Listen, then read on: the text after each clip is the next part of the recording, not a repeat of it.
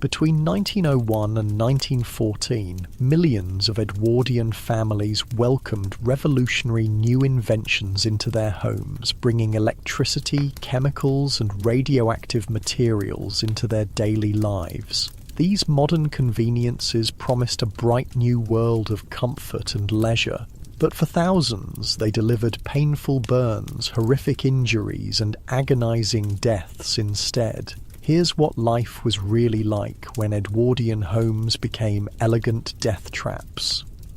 Hey, if these stories help you sleep, like or subscribe would be cool. Also drop where you're listening from and the time. I check the comments and it's crazy seeing people from like Australia and Norway on the same video. Okay, tonight it's the Edwardian death traps. But hold up, get comfortable first. I mean it. Fix your pillows, grab that blanket. This one's worth settling in for. The air smells wrong. That's your first thought as consciousness finds you. Not the pleasant wood smoke of a Victorian hearth or the familiar coal dust hanging in London air. No, this is something sharper, something that makes the tiny hairs inside your nose prickle uncomfortably. You're lying on a bed that's almost luxuriously soft compared to what most people in 1905 London are sleeping on. The sheets are crisp cotton, not the rough wool scratching against your less fortunate neighbour's skin. From somewhere downstairs, you hear the soft murmur of voices. Servants, already awake and working before dawn. Opening your eyes, you're confused by what you see, or rather, what you don't see. No candles, no gas lamps, yet somehow, on the bedside table beside you glows a perfect sphere of light contained in glass, an electric bulb connected to a decorative lamp. Inside its glass prison, a delicate filament burns steadily, casting warm light around the bedroom of what is clearly an upper-class Edwardian townhouse. You're in a home at the bleeding edge of progress, one of the first fully electrified private residences in London, the pride of Mr. Thomas Harrington, successful banker and enthusiastic early adopter of all things modern, unlike your comfortable bed right now where all the dangers are safely hidden behind proper insulation and safety standards. This beautiful Edwardian bedroom is basically a death trap masquerading as luxury, and you've just woken up in it. "Darling, could you check why the lights in the children's room keep flickering?" calls a woman's voice from the adjacent bathroom. Mrs. Patterson said she received quite a shock when she turned them on yesterday. Just another normal morning in an Edwardian home, where your morning routine might include getting electrocuted. Speaking of electricity, let me paint you a picture. Imagine bringing something completely alien into your home, something invisible that moves through wires, that can magically light up a room or power machines, but that nobody really understands yet. That's electricity in the Edwardian home. The Edwardian era began in 1901 when Queen Victoria's son, Edward VII, took the throne. After decades of Victorian restraint, Edward's reign unleashed an explosion of innovation and modernisation. H.G. Wells perfectly captured the spirit of the age when he wrote, "Queen Victoria, like a great paperweight, sat on men's minds, and when she was removed, their ideas blew all over the place haphazardly." And blow they did. Within the first 5 years of Edward's reign, over 140,000 British patents were granted. The middle classes suddenly had disposable income, and they were desperate to fill their homes with new gadgets that would separate them from the working poor. Chief among these new inventions was electricity. Unlike your home, where electricity arrives in a standardized, regulated form, Edwardian homes could receive wildly different voltages depending on which local company supplied them. An electric iron that worked perfectly in Manchester might literally explode if plugged in down the street in Liverpool.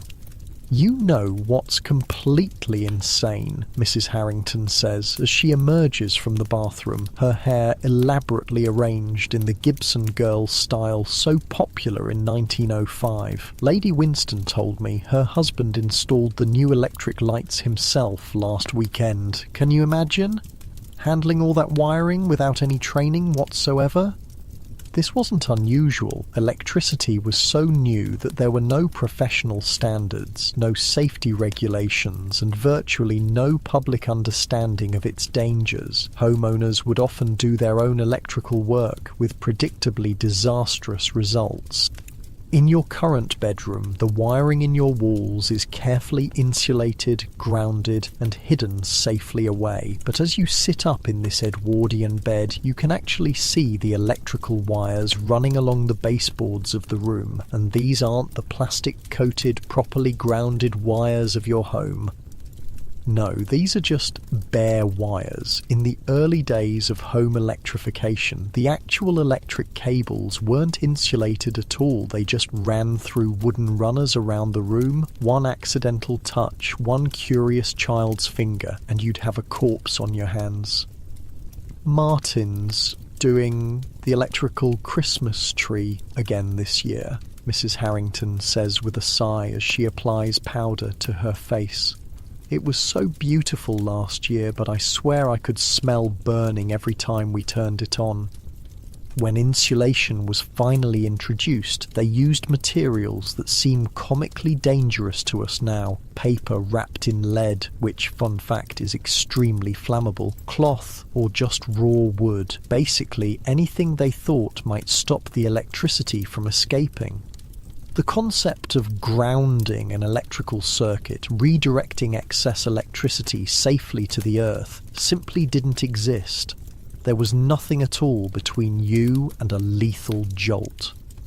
"Did you hear about the Bainbridges?" Mr. Harrington asks as he adjusts his collar. Their oldest boy, Thomas, was apparently climbing in that old oak tree next to their house when he touched an electric wire. Dead instantly. Terrible business. Stories like this were commonplace in Edwardian newspapers. The technology was advancing faster than people's understanding of it, with deadly consequences. You swing your legs over the side of the bed, your feet touching the cold wooden floor. From the other side of the house comes the sound of a door slamming, followed by a child's excited voice. "Father, father, the electrician is here with the new table lamp." This is where it gets really weird. Not content with just having overhead lighting and wall sconces, Edwardian homeowners wanted electricity everywhere, including, I'm not making this up, in their tablecloths. The Parkins illuminating tablecloth from 1902 is possibly the most insane invention of the early electrical era. It was an actual tablecloth with electrical wiring running through the fabric. Small lamps could then be plugged directly into the tablecloth itself, creating what manufacturers promised would be a magical dining experience. In reality, it was more like a death sentence waiting to happen. Imagine spilling a drink at dinner, only for the liquid to seep into your electrified tablecloth. The newspapers of the time were filled with reports of horrific injuries and deaths from these kinds of devices. I can't believe the Hendersons got one of those electric tablecloths, Mr. Harrington says, shaking his head. Absolute madness, though I must admit, it did look spectacular at their dinner party last week.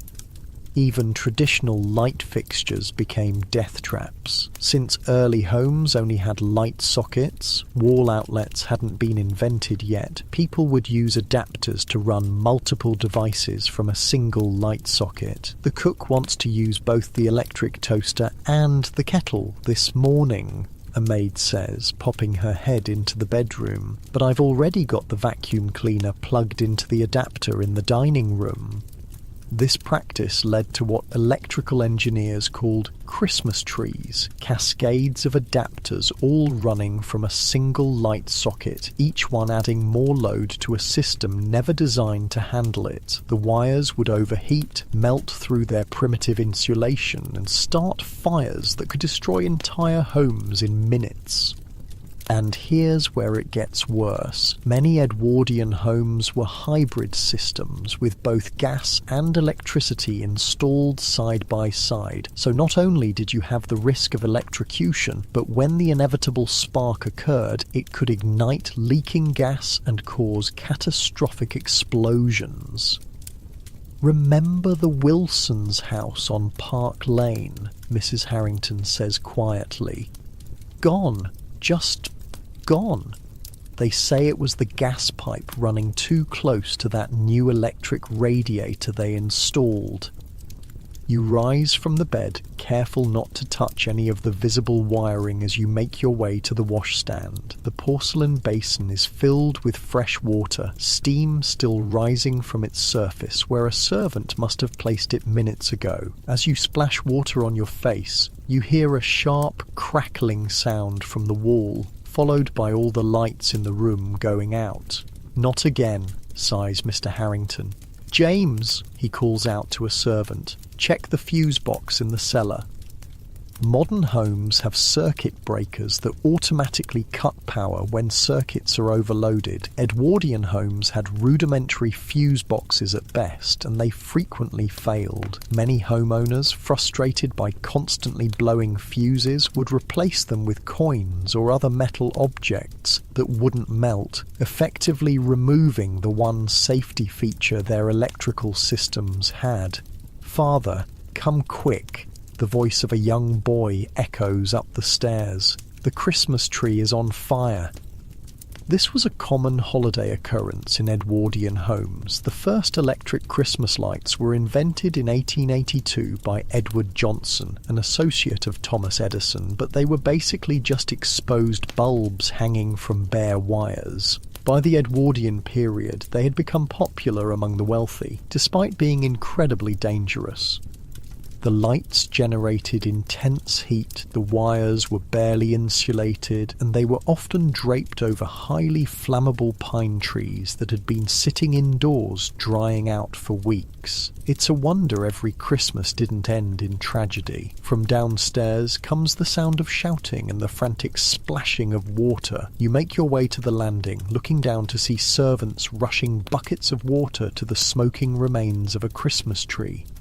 "Not water, you fools," Mr. Harrington shouts. "You'll be electrocuted, use sand." This was another deadly problem with early electricity. Few people understood that water conducts electricity, making electrical fires particularly dangerous to fight. Many would-be rescuers became victims themselves when they tried to douse electrical fires with water. In the midst of this chaos, a delivery boy arrives at the front door struggling under the weight of a large wooden crate. "Delivery for Mr. Harrington," he calls out. "Your new electric massage machine from Dr. Macora. If normal household appliances were dangerous, Edwardian personal care devices were in a league of their own. Electric massage machines, hair curlers, and even early exercise equipment were all powered by the same unregulated, unsafe electrical systems." The Edwardian period saw the birth of what we now call wellness technology, and it was every bit as dubious then as some of it is now. Electric vibrating machines promised to cure everything from headaches to constipation, all while plugged into those same dangerous light sockets. "Oh, my new massage machine!" Mrs. Harrington claps her hands excitedly. "The ladies at the club say it's marvellous for circulation. Plug it in, James." The unfortunate servant looks hesitantly at the still smoking Christmas tree before reluctantly taking the device and searching for an available light socket. Another area where electricity proved particularly hazardous was in the bathroom, a room that, for the first time, was beginning to feature running water alongside electrical appliances. The combination was as lethal as you'd expect. "Has anyone seen my electric hair curler?" calls the teenage daughter of the house from another room. "I left it plugged in by the bathtub." You cringe at the thought. Modern bathrooms have special GFCI outlets designed to prevent electrocution when water is present. Edwardian bathrooms had no such protection. Electric heaters, hair curlers, and even early blow dryers were used right next to bathtubs with no safety measures whatsoever.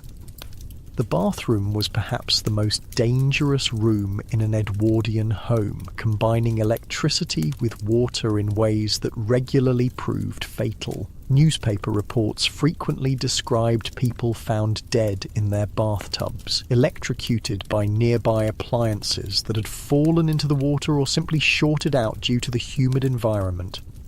"I read the most awful story in the paper yesterday," Mrs. Harrington says, as the family gathers for breakfast. "A woman in Manchester was found dead in her bath. Apparently, her electric heater fell in while she was bathing." "These things happen," Mr. Harrington replies casually, as if discussing the weather. "Price of progress, my dear." And that's really what it was about. Progress at any cost. The Edwardians were so enchanted with the possibilities of electricity that they were willing to accept the risks, or perhaps more accurately, they simply didn't understand the risks they were taking. As you sit down to breakfast, you notice even more electrical hazards in the dining room. The electric chandelier hanging over the table is connected to the ceiling by exposed wires. The electric toaster on the sideboard has a frayed cord, and there, in the corner, is an early electric heater with metal coils glowing red hot placed dangerously close to the curtains. "We're thinking of converting the kitchen entirely to electric," Mr. Harrington announces proudly. "No more coal dust or gas fumes." Mrs. Phillips next door says her cook is absolutely thrilled with their new electric range. What Mr. Harrington doesn't mention is that early electric stoves were essentially just exposed heating elements with knobs. No insulation, no safety features, and certainly no automatic shut-offs. Cooks and servants suffered terrible burns, and kitchen fires were common. The wealthy Edwardians who could afford electricity viewed it as a status symbol, something that separated them from the working classes who still relied on gas, coal, and candles. Having an electrified home meant you were modern, sophisticated, and on the cutting edge of society. But the reality was far less glamorous than the image. The servants who maintained these electrical systems suffered the most, experiencing shocks, burns, and sometimes death as they struggled to operate technology they didn't understand. "James got a terrible shock trying to change a bulb in the library yesterday," whispers a maid to another as they serve breakfast. "His hand went all stiff and he couldn't feel his arm for hours afterward. The doctor says he's lucky to be alive." As breakfast concludes, Mr. Harrington rises to his feet. "I've got something special to show you all," he announces with pride. "I've had the latest electrical marvel installed in my study." The family follows him excitedly, and you trail behind, curious about what new danger awaits. Inside the wood-panelled study, Mr. Harrington gestures dramatically toward his desk where a strange contraption sits. "Behold," he exclaims, "the electro-vigor."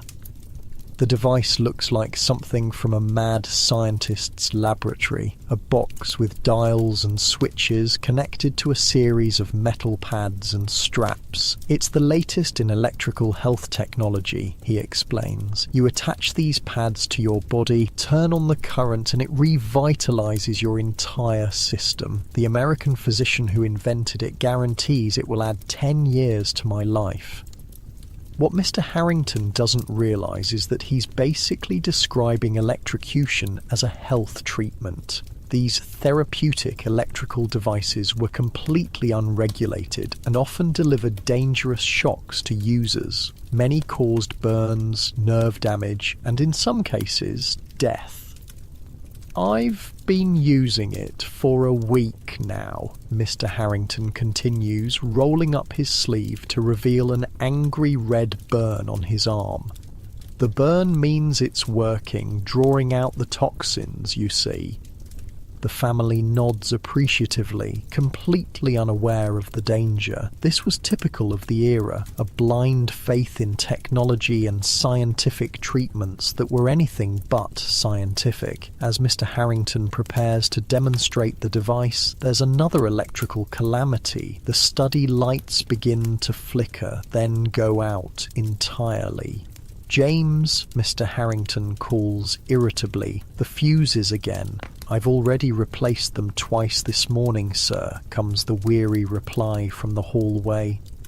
This was another common problem in Edwardian homes. The electrical systems were simply not designed to handle the ever-increasing number of devices being plugged into them. Fuses would blow constantly, leading many homeowners to use higher-rated fuses than their wiring could safely handle, or to bypass the fuse system altogether. "Just use a penny in the fuse box," Mr. Harrington instructs. "That'll keep it from blowing again."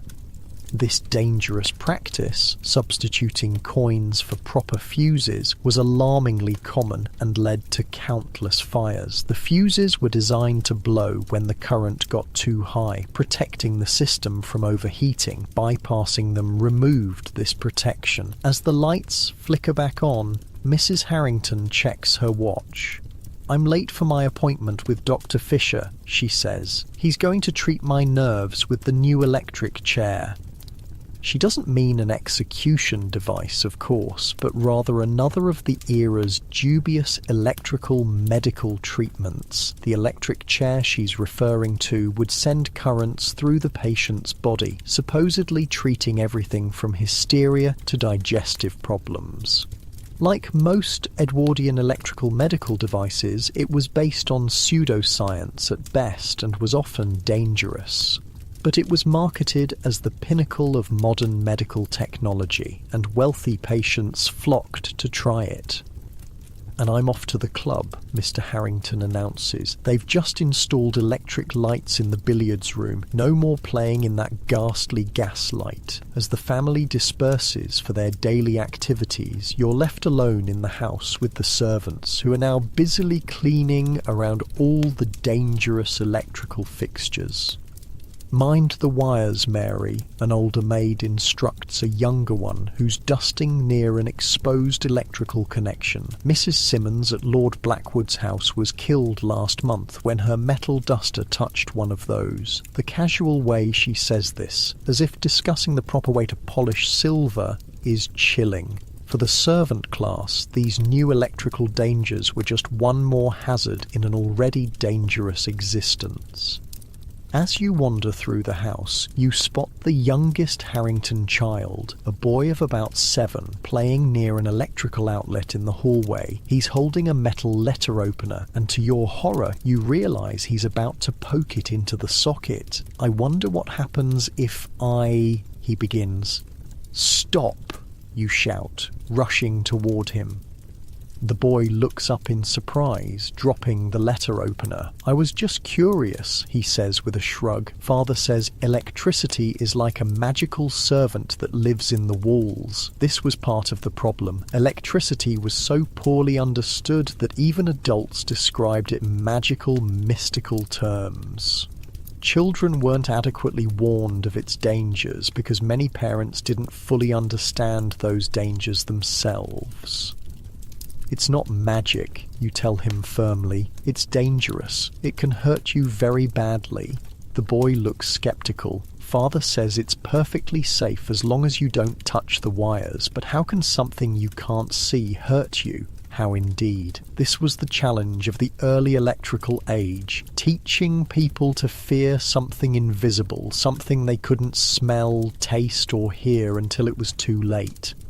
As the day progresses, you witness more electrical hazards throughout the house. The cook receives a shock from a faulty switch in the kitchen. A parlourmaid narrowly avoids setting fire to the curtains with an electric lamp placed too close to the fabric. The gardener, working outside, almost cuts through a buried electrical cable with his shovel. Each incident is treated as a minor inconvenience, not the potentially fatal hazard it actually is. This casual attitude toward electrical danger was typical of the era, a time when people were still learning, often through tragic experience, the rules of electrical safety. By evening, the family has returned home, and preparations for dinner are underway. The dining room is illuminated by the chandelier, which casts a warm glow over the table. It looks magical, but you can't help noticing the exposed wires running along the ceiling. "We're having the Pembrokes over tomorrow," Mrs. Harrington tells her husband. "Should we use the electric tablecloth? Lady Pembroke hasn't seen it yet, and I know she'd be terribly impressed."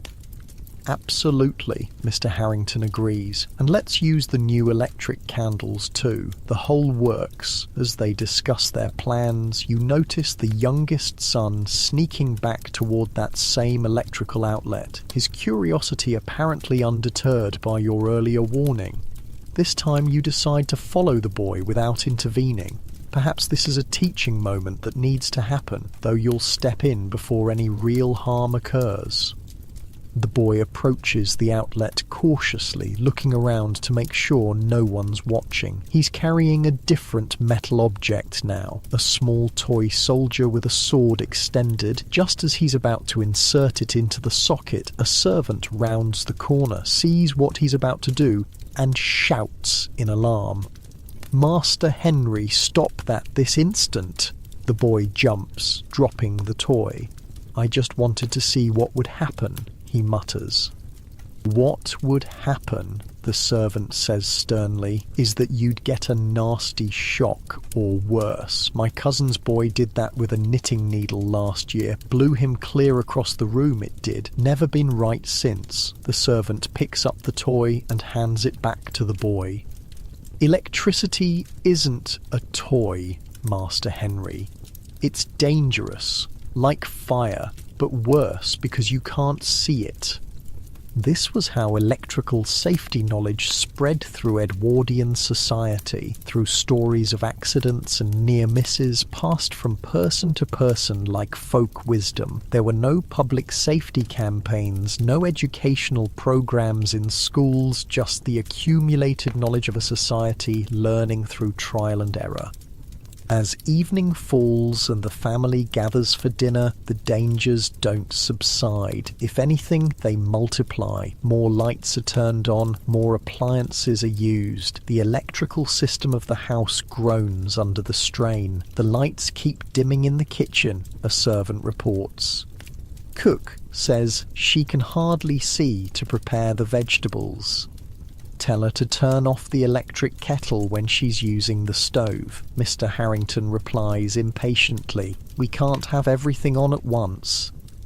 This was another common issue. Early home electrical systems simply weren't designed to handle multiple appliances running simultaneously. But as more electrical gadgets entered the home, families tried to use them all at once, with predictably dangerous results.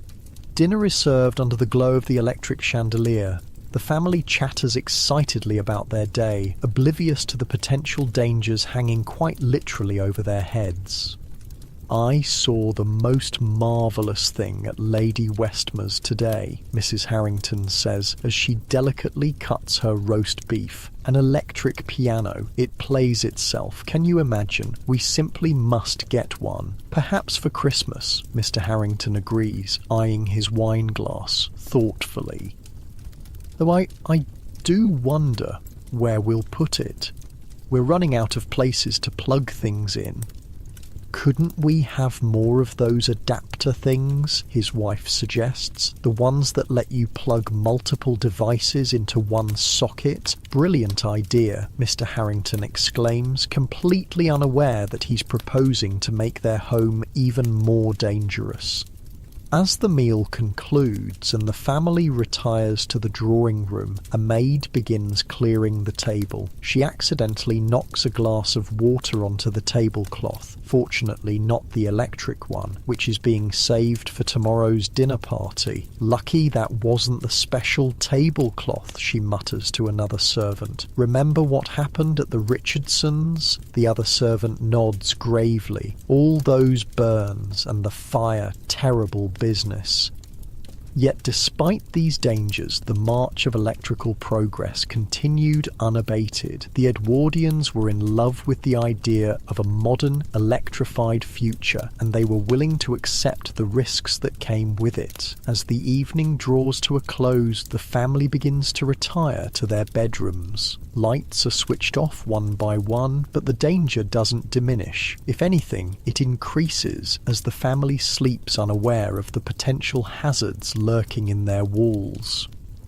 Mr. Harrington is the last to go upstairs. He makes his nightly rounds, checking that doors are locked and fires are out, but he pays no attention to the overloaded light socket in the hallway or the frayed wire on the lamp in his study. As he climbs the stairs, he passes you on the landing. "Remarkable thing, electricity," he says with a smile. "Changed everything, hasn't it? Makes you wonder what they'll come up with next." With that, he disappears into his bedroom, leaving you alone in the dimly lit hallway of this beautiful, deadly Edwardian home. And as you stand there, listening to the quiet hum of electricity flowing through the walls around you, you can't help but think how lucky you are to live in a time when these dangers are understood and controlled, when you can flip a light switch without risking your life. Unlike your own safe modern bedroom, the Edwardian house around you is a beautiful death trap filled with technological wonders that no one fully understands and dangers that no one adequately fears. You make your way back to the guest bedroom, carefully avoiding touching any switches or wires as you go.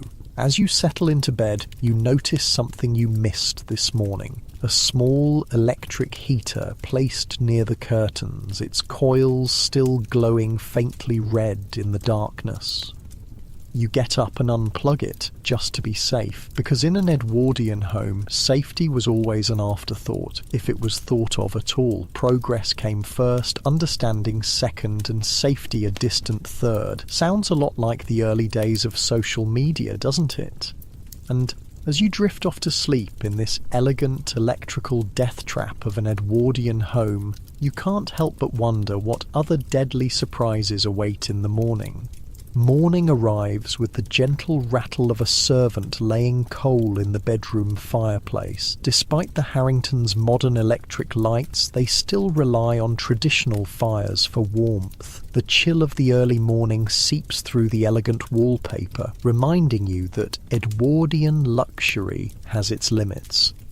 "Will you be joining the family for breakfast, sir?" the maid asks, keeping her eyes respectfully downcast. "Mrs. Harrington mentioned you might like to see the new icebox that arrived yesterday." Ah yes, the infamous Edwardian refrigerator, another marvel of modern technology that's just as likely to kill you as it is to keep your butter from melting.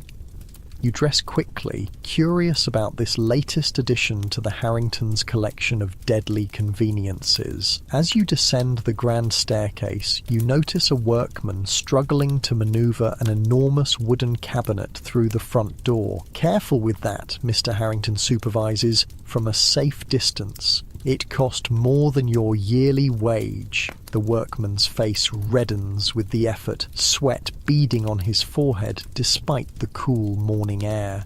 "Yes, sir. Very delicate, sir." What they're wrestling with is the pride of the Edwardian kitchen, a state-of-the-art refrigerator, though nothing like the sleek appliance humming quietly in your kitchen at home. This monstrosity looks like a piece of furniture that swallowed a scientific laboratory. "Isn't she a beauty?" Mr. Harrington beams, patting the side of the wooden cabinet as the workmen finally position it in the kitchen. The very latest model uses ammonia as the refrigerant, absolutely cutting edge. The cook eyes the machine suspiciously, keeping a safe distance. "And you're sure this thing is safe, sir? Mrs. Pemberton down the street had one explode last month, took out half her kitchen wall." Mr. Harrington waves away her concern. "Progress always has its little accidents, Mrs. Brown. Can't make an omelette without breaking a few eggs, what?" Little accidents. That's a fun way of describing the lethal reality of early refrigeration technology. Unlike your fridge at home, which uses sealed refrigerant systems and electric motors, these early cooling machines were basically bombs waiting to go off. "So how exactly does this work?" you ask, approaching the imposing cabinet cautiously. Mr. Harrington's chest swells with pride. "Allow me to demonstrate, James. Fetch the engineer." While we wait for the engineer to appear, let me tell you about the absolute horror show that was early refrigeration. Food preservation was a major issue in Edwardian times. Before mechanical refrigeration, people relied on ice harvested from lakes and rivers in winter, stored in insulated ice houses, and distributed throughout the year. "Did I ever tell you about the Great Ice Famine of 1890? Mr. Harrington asks, leaning against the kitchen counter. Terrible business. Warm winter meant no ice harvest. By August, people were dying from food poisoning left and right. Couldn't keep anything fresh." It's not an exaggeration. Food spoilage was a deadly serious issue in the Edwardian period. Without reliable refrigeration, meat turned rancid, milk soured, and vegetables rotted, all harbouring bacteria that could cause serious illness or death. The engineer arrives, a serious-looking man with oil-stained hands and a wary respect for the machine he's about to explain. He opens a panel at the back of the refrigerator, revealing a complex system of pipes, valves, and containers. "Now, sir," he begins, "this model uses a compression cycle with ammonia as the refrigerant. The motor here compresses the gas, which heats up. Then it cools in these condensing coils, turning to liquid. The liquid passes through this expansion valve, which drops the pressure, causing the liquid to evaporate and cool rapidly." "Fascinating," Mr. Harrington exclaims, though it's clear he doesn't fully understand.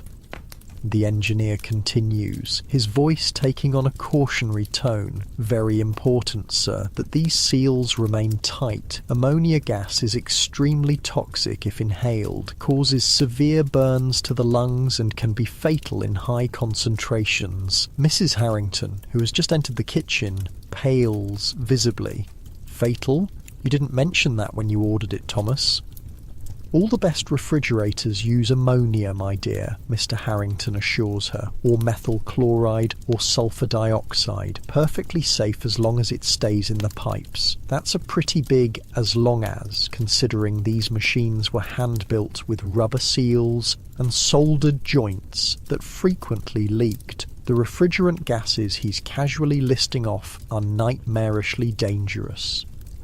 Let's take ammonia. If you've ever used ammonia-based cleaning products, you know how the fumes can make your eyes water and your throat burn. Now imagine that concentrated 100 times and leaking into your kitchen in the middle of the night. Ammonia gas causes immediate burning of the eyes, nose, throat, and respiratory tract. In high concentrations, it causes pulmonary edema. Your lungs fill with fluid, and you essentially drown in your own secretions. Methyl chloride wasn't any better. This gas could cause severe neurological symptoms, including confusion, dizziness, and loss of consciousness. Long-term exposure led to permanent nerve damage, and it was flammable too, a perfect combination of poison and fire hazard. Then there was sulfur dioxide, which forms sulfurous acid on contact with the moist tissues of your eyes and lungs. Imagine having acid dumped directly into your respiratory system. That's what breathing sulfur dioxide feels like. "What's that noise it's making?" Mrs. Harrington asks nervously, as the refrigerator emits a low, ominous hum. "That's just the motor, Ma'am," the engineer explains. "It'll run for several hours, then shut off once it's cold enough inside. Then it'll start again when it warms up. And the smell?" She wrinkles her nose. The engineer frowns, sniffing the air. "There shouldn't be any smell, Ma'am. If you can smell ammonia, that means there's a leak."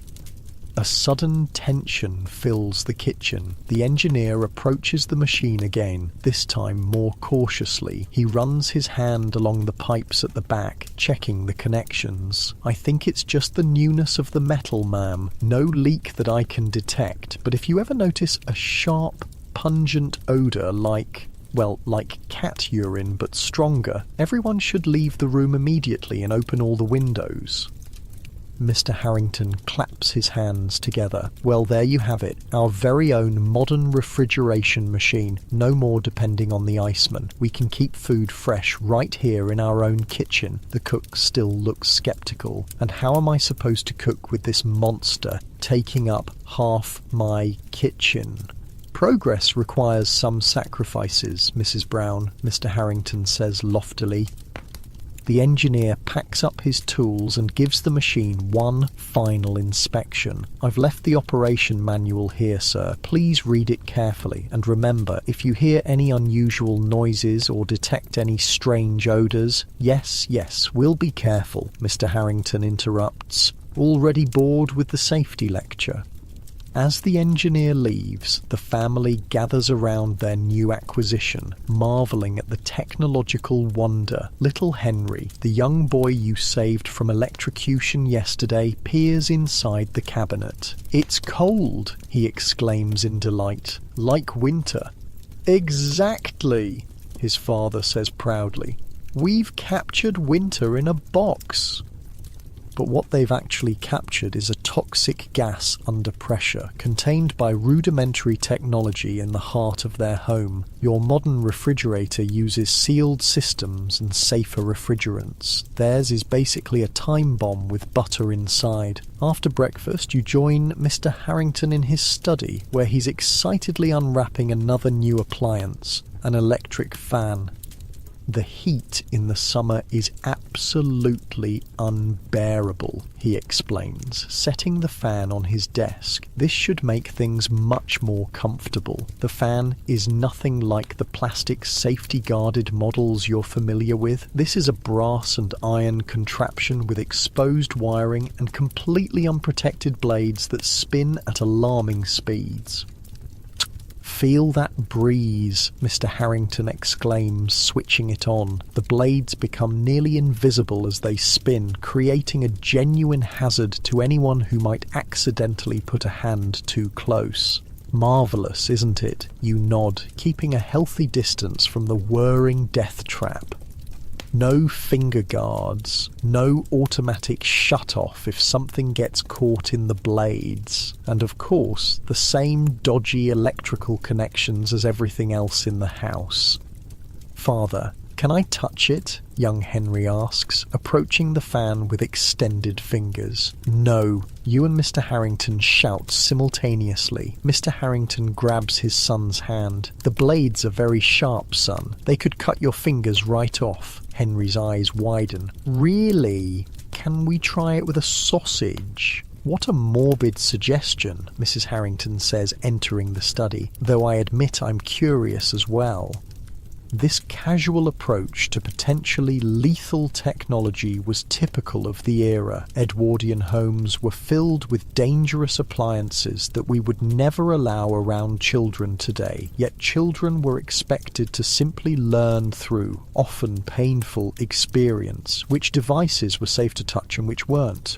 "Oh, Thomas, Lady Pembroke just telephoned," Mrs. Harrington says. "She's bringing her new vacuum cleaner to demonstrate after lunch. Isn't that exciting?" And here comes another dangerous Edwardian contraption. Early vacuum cleaners were enormous fuel-powered monsters that combined the worst aspects of internal combustion engines and poorly insulated electrical systems. "The improved puffing billy?" Mr. Harrington asks with interest. "I hear it's quite revolutionary." Yes, though apparently it takes 2 footmen to operate it, Mrs. Harrington replies, and she mentions something about keeping buckets of sand nearby just in case. In case of what, you might wonder? Well, early vacuums had a tendency to backfire, overheat, or simply burst into flames. The first models weren't even electric. They used gasoline engines that would literally be running inside your house, spewing exhaust fumes and presenting a constant fire hazard. By lunchtime, the house is abuzz with activity. Servants are preparing for Lady Pembroke's visit, and the new refrigerator in the kitchen has reached its operating temperature. Cook says we can have ice cream for dessert today, Henry says excitedly as you take your seat at the dining table. The icebox made it, Mrs. Harrington smiles proudly. Our first refrigerated dessert. Isn't technology wonderful? You're about to reply when a loud hissing sound comes from the kitchen, followed by a scream and the sound of breaking glass. Mr. Harrington jumps to his feet. What the devil?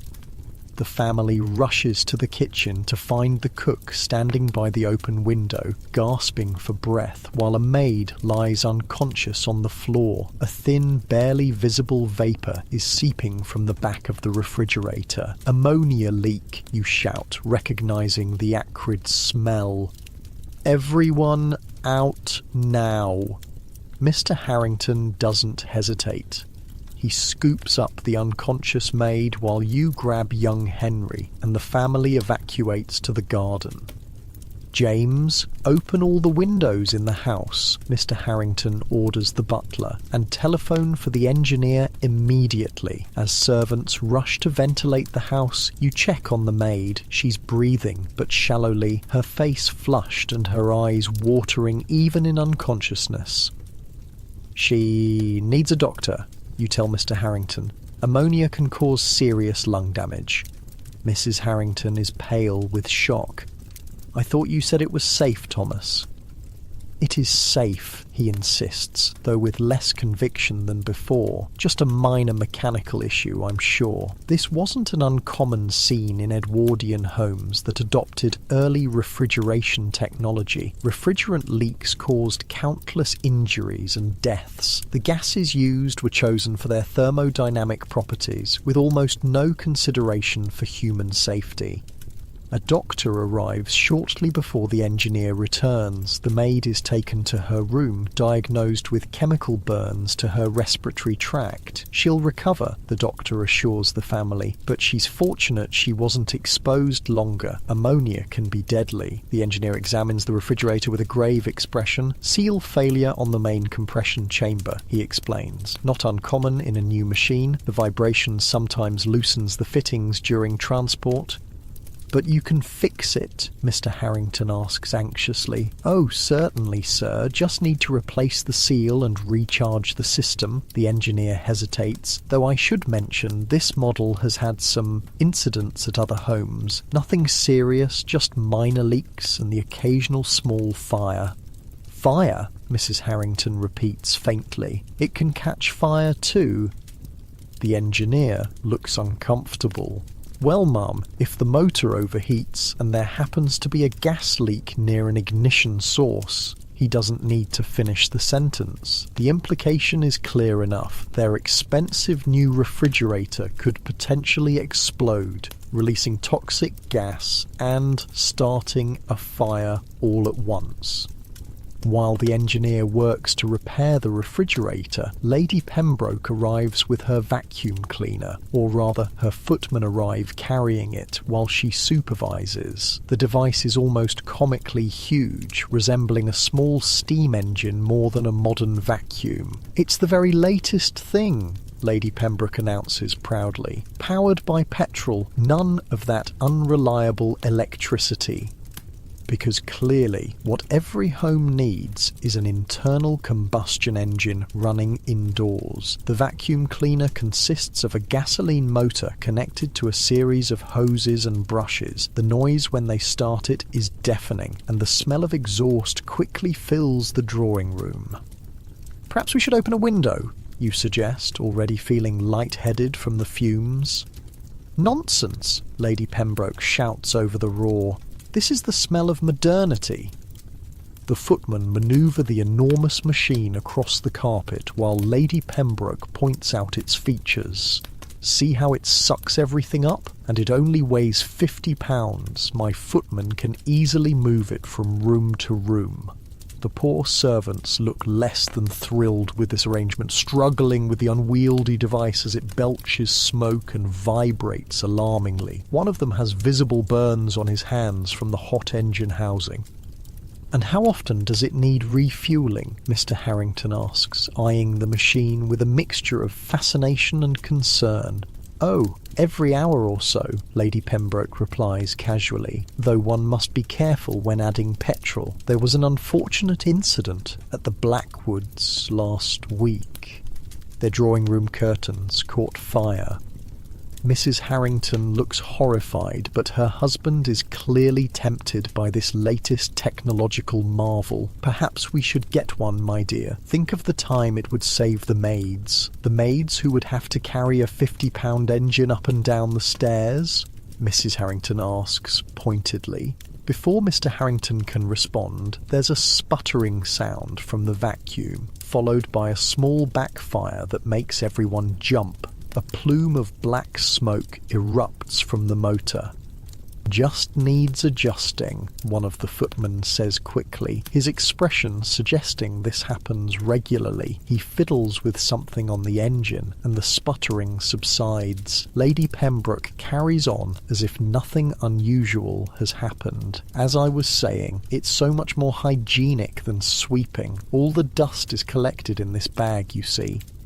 The bag in question appears to be made of some flammable fabric and is positioned directly above the hot engine. You make a mental note of the nearest exit, just in case. After the vacuum demonstration concludes, mercifully without any fires or explosions, the conversation over tea turns to other modern appliances that are transforming Edwardian homes. "The Wilkinsons have just installed an electric washing machine," Lady Pembroke informs the group, "though I hear it shook so violently during the spin cycle that it broke through the laundry room floor and fell into the cellar." Everyone laughs as if this is a charming anecdote rather than a terrifying structural failure. Early washing machines were indeed dangerous contraptions, with exposed motors, minimal safety features, and a tendency to vibrate violently enough to walk across rooms. "And what about electric irons?" Mrs. Harrington adds. "My sister says hers caught fire last month while she was using it. The cords simply melted." Again, this is treated as an amusing quirk rather than a serious safety issue. Edwardian electric irons had no temperature controls, no automatic shutoffs, and frequently overheated to the point of combustion. The insulation on the cords was rudimentary at best, and fires were common. "Progress has its little inconveniences," Mr. Harrington says with a chuckle. "Little inconveniences. Is that what we're calling household fires and toxic gas leaks now?" You can't help but comment. There's an awkward pause before Lady Pembroke laughs. "How refreshing to meet someone who speaks so directly. But surely you can't deny that these modern conveniences make life so much more comfortable, despite the occasional mishap." "I suppose it depends on how you define comfort," you reply. "Is it comfortable to worry that your refrigerator might poison your family in the night, or that your vacuum cleaner might burn your house down?" Mr. Harrington frowns. "You sound like my father. He refused to have gas lighting installed because he'd read about an explosion in some home in Manchester, lived his entire life by candlelight, the old fossil. If everyone thought that way, we'd never advance." "There's advancing, and then there's advancing responsibly," you point out. "Testing for safety before putting devices in homes with children. Testing costs money," Lady Pembroke dismisses, "and delays progress. Better to get these marvellous inventions into homes quickly. Don't you think the minor risks are simply the price of being modern?" This attitude, that safety was less important than being on the cutting edge, was pervasive among the Edwardian upper classes. New technology was a status symbol, regardless of the dangers it presented, and since servants typically bore the brunt of the risks, operating these dangerous devices daily, the wealthy owners could maintain a certain detachment from the very real hazards in their homes. As evening approaches, the engineer finally completes his repairs on the refrigerator. "Good as new, sir," he assures Mr. Harrington, "though I'd recommend having it serviced monthly, just to be safe." Mr. Harrington nods absently, already focused on his next technological acquisition. "I'm thinking of getting an electric clothes dryer next," he tells you as you head upstairs to prepare for dinner. "They say it can dry a shirt in under an hour. Isn't that remarkable?" You think about the combination of high heat, flammable lint and questionable electrical connections that an early clothes dryer would represent and suppress a shudder. Remarkable indeed. In your room, as you change for dinner, you hear a hissing sound that makes your blood run cold. Rushing to the window, you throw it open and take a deep breath of fresh air before investigating. The sound is coming from the bathroom next door. Opening the bathroom door cautiously, you discover the source, a new device installed beside the bathtub. It's an early water heater using gas to heat water directly in the bathroom. The pilot light has gone out and gas is leaking into the enclosed space. You quickly turn the valve to shut off the gas supply, then open the bathroom window wide. Another disaster narrowly averted. This was yet another deadly convenience of the Edwardian home. Instant hot water provided by gas heaters installed directly in bathrooms with minimal ventilation. Carbon monoxide poisoning was common, as was gas asphyxiation when pilot lights failed. As you head down to dinner, reflecting on yet another brush with death courtesy of Edwardian technology, you can't help but wonder what other lethal innovations await in this house of deadly convenience. But that's a worry for tomorrow. Tonight you'll be dining under that electrified chandelier in a room warmed by an unvented gas heater, eating food preserved by toxic chemicals in a refrigerator that's already tried to kill one person today. Just another evening in an Edwardian home where comfort and convenience come with a side of mortal peril, and the line between cutting-edge technology and elaborate death trap is vanishingly thin. The following morning, you wake to the sound of hammering and men's voices. The Harrington household is already abuzz with activity despite the early hour. Dust motes dance in the sunlight streaming through your bedroom window as you rise, curious about the commotion. You dress quickly and follow the noise to what will become the new nursery. Mrs. Harrington had mentioned at dinner last night that she was having the room renovated for her sister's upcoming visit with her newborn. "Ah, there you are," Mr. Harrington calls when he spots you in the doorway. He's supervising 3 workmen who are installing what appears to be a new type of wall covering. "Come see the latest innovation in home safety," you approach cautiously, having learned that innovation in an Edwardian home usually means new and exciting way to die. "Asbestos," Mr. Harrington announces proudly, patting the grey-white material the workers are attaching to the walls. "Completely fireproof. The Romans called it the miracle mineral. We're lining the entire nursery with it for safety." One of the workers coughs violently, a handkerchief pressed to his mouth. Fine white dust hangs in the air, sparkling in the sunlight like tiny stars. You instinctively hold your breath. "Safety," you repeat, fighting the urge to run from the room. Of all the hidden killers lurking in the Edwardian home, asbestos might be the most insidious. Unlike the electricity that could shock you instantly, or the refrigerator that might poison you overnight, asbestos kills slowly, invisibly, decades after exposure. "Think about it," Mr. Harrington continues enthusiastically. "A completely fireproof nursery. No need to worry about candles or gas lamps causing fires with the little ones around." The The worker, who was coughing, straightens up, wiping his mouth. There's a faint smear of blood on the handkerchief, which he quickly pockets. "Begging your pardon, sir, just some dust in the throat." Mr. Harrington barely notices. The material is amazing. Lightweight, strong, excellent insulator for both heat and sound, and cheap. That's the best part. "Where else are you using it in the house?" you ask, dreading the answer. "Where aren't we using it?" Mr. Harrington laughs. "It's in the attic insulation, wrapped around all the hot water pipes, in the flooring tiles in the kitchen, lining the boiler room, even in the wallpaper in the dining room. You think of all the meals you've eaten in that dining room, the invisible fibres drifting down onto the food." The worker coughs again, more violently this time. "Perhaps you need some fresh air, Jenkins," Mr. Harrington suggests, finally noticing the man's distress. "I'm fine, sir," Jenkins insists, though his face is pale beneath the dust coating it. "Been working with this stuff for 10 years now. 10 years. You wonder how his lungs look inside. Like the insulation he's installing, probably, coated with tiny, razor-sharp fibres that can never be removed." 10 years, eh? Mr. Harrington nods approvingly. "A true veteran. Then tell our guest about the wonders of asbestos, Jenkins."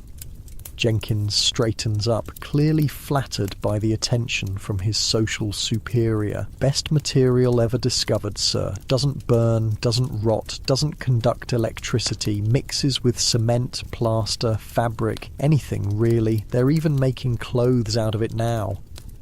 "Clothes?" you echo in disbelief. "Oh yes," Mr. Harrington confirms. "Fireproof suits for firefighters, aprons for factory workers dealing with heat. Marvellous stuff. I'm having an asbestos smoking jacket made, actually. No more worries about stray embers from my pipe." The worker named Jenkins suddenly doubles over in another coughing fit, this one worse than before. He staggers toward the door, waving off assistance from his colleagues. "I just need some air," he gasps, pushing past you into the hallway. Mr. Harrington shakes his head. "Poor fellow probably has the consumption. It's rampant among the working classes, you know. Terrible diet, overcrowded housing. No wonder their health suffers." The cruel irony of his statement hangs in the air along with the asbestos fibres. Jenkins doesn't have tuberculosis. He's dying from the miracle mineral he's been handling for a decade. "Should we perhaps open a window?" you suggest, looking at the dust still swirling in the room. The air seems rather dense. Mr. Harrington laughs. "Nonsense. A bit of dust never hurt anyone. Besides, the asbestos dust is perfectly safe, harmless as talcum powder." If only he knew. The invisible killer surrounding you works its destruction fibre by fibre, breath by breath. When inhaled, asbestos fibres lodge in the lungs, causing scarring, inflammation, and eventually deadly cancers that won't be diagnosable for decades. The sound of a woman's voice interrupts these grim thoughts. Mrs. Harrington appears in the doorway, her face lighting up at the sight of the renovations.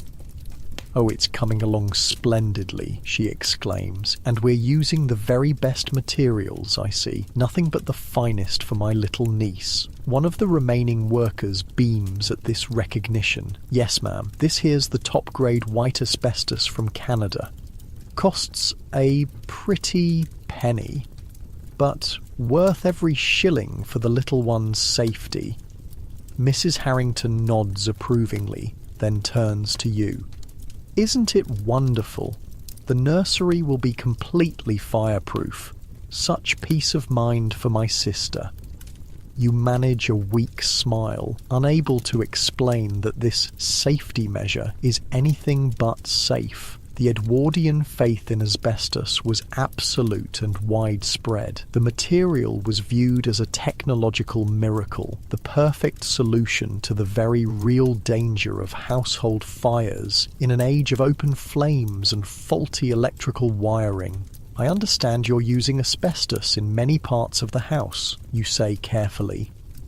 "Oh, everywhere," Mrs. Harrington confirms cheerfully. "My friend Lady Westmore has asbestos curtains in her drawing room. Can you imagine? She demonstrated their fireproof quality by holding a match to them at her last dinner party. Didn't even scorch." "Fascinating," you murmur, imagining the invisible deadly fibres released by such a demonstration floating down onto the dinner guests and their food. "Come," Mr. Harrington says, leading you out of the nursery. "Let me show you some of our other asbestos wonders." As you follow him through the house, he points out asbestos applications with the pride of a museum curator showcasing rare treasures. Asbestos ceiling tiles in the library, asbestos linings in the fireplace, asbestos mats under hot dishes on the dining room table, and here, he says, opening a cupboard in the kitchen, asbestos gloves for handling hot pots and pans. He pulls out what look like crude oven mitts, grey-white and stiff. Cook uses these every day. No more burned fingers. No, you think grimly, just scarred lungs and eventual cancer. And upstairs, Mr. Harrington continues, we have asbestos insulation around all the electrical wiring, prevents fires from short circuits, you know.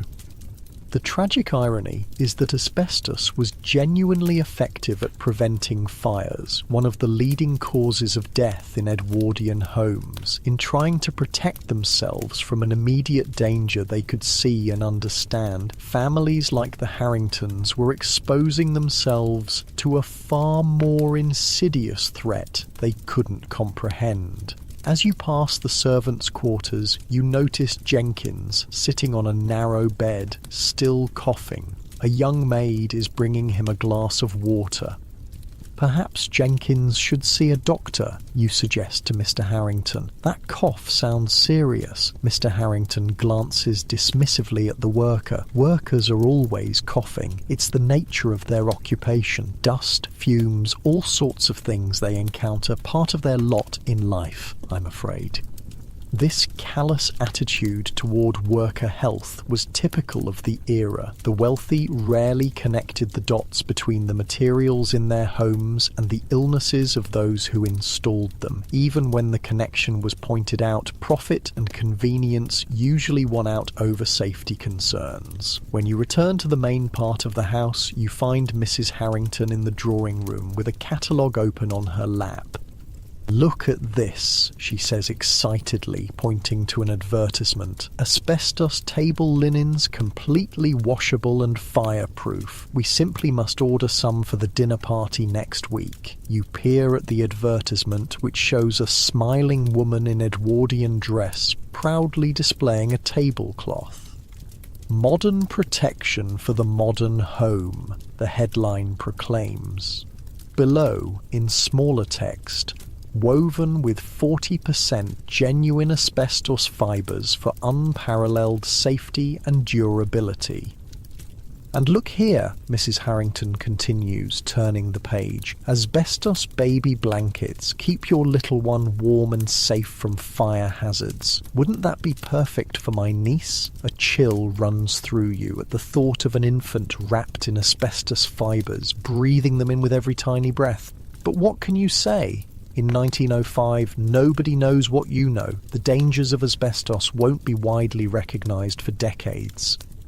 It says here they even make asbestos Christmas decorations, Mrs. Harrington reads from the catalogue. "Artificial snow made from pure white asbestos fibres. Sprinkle liberally on your Christmas tree for a winter wonderland effect that's completely fireproof."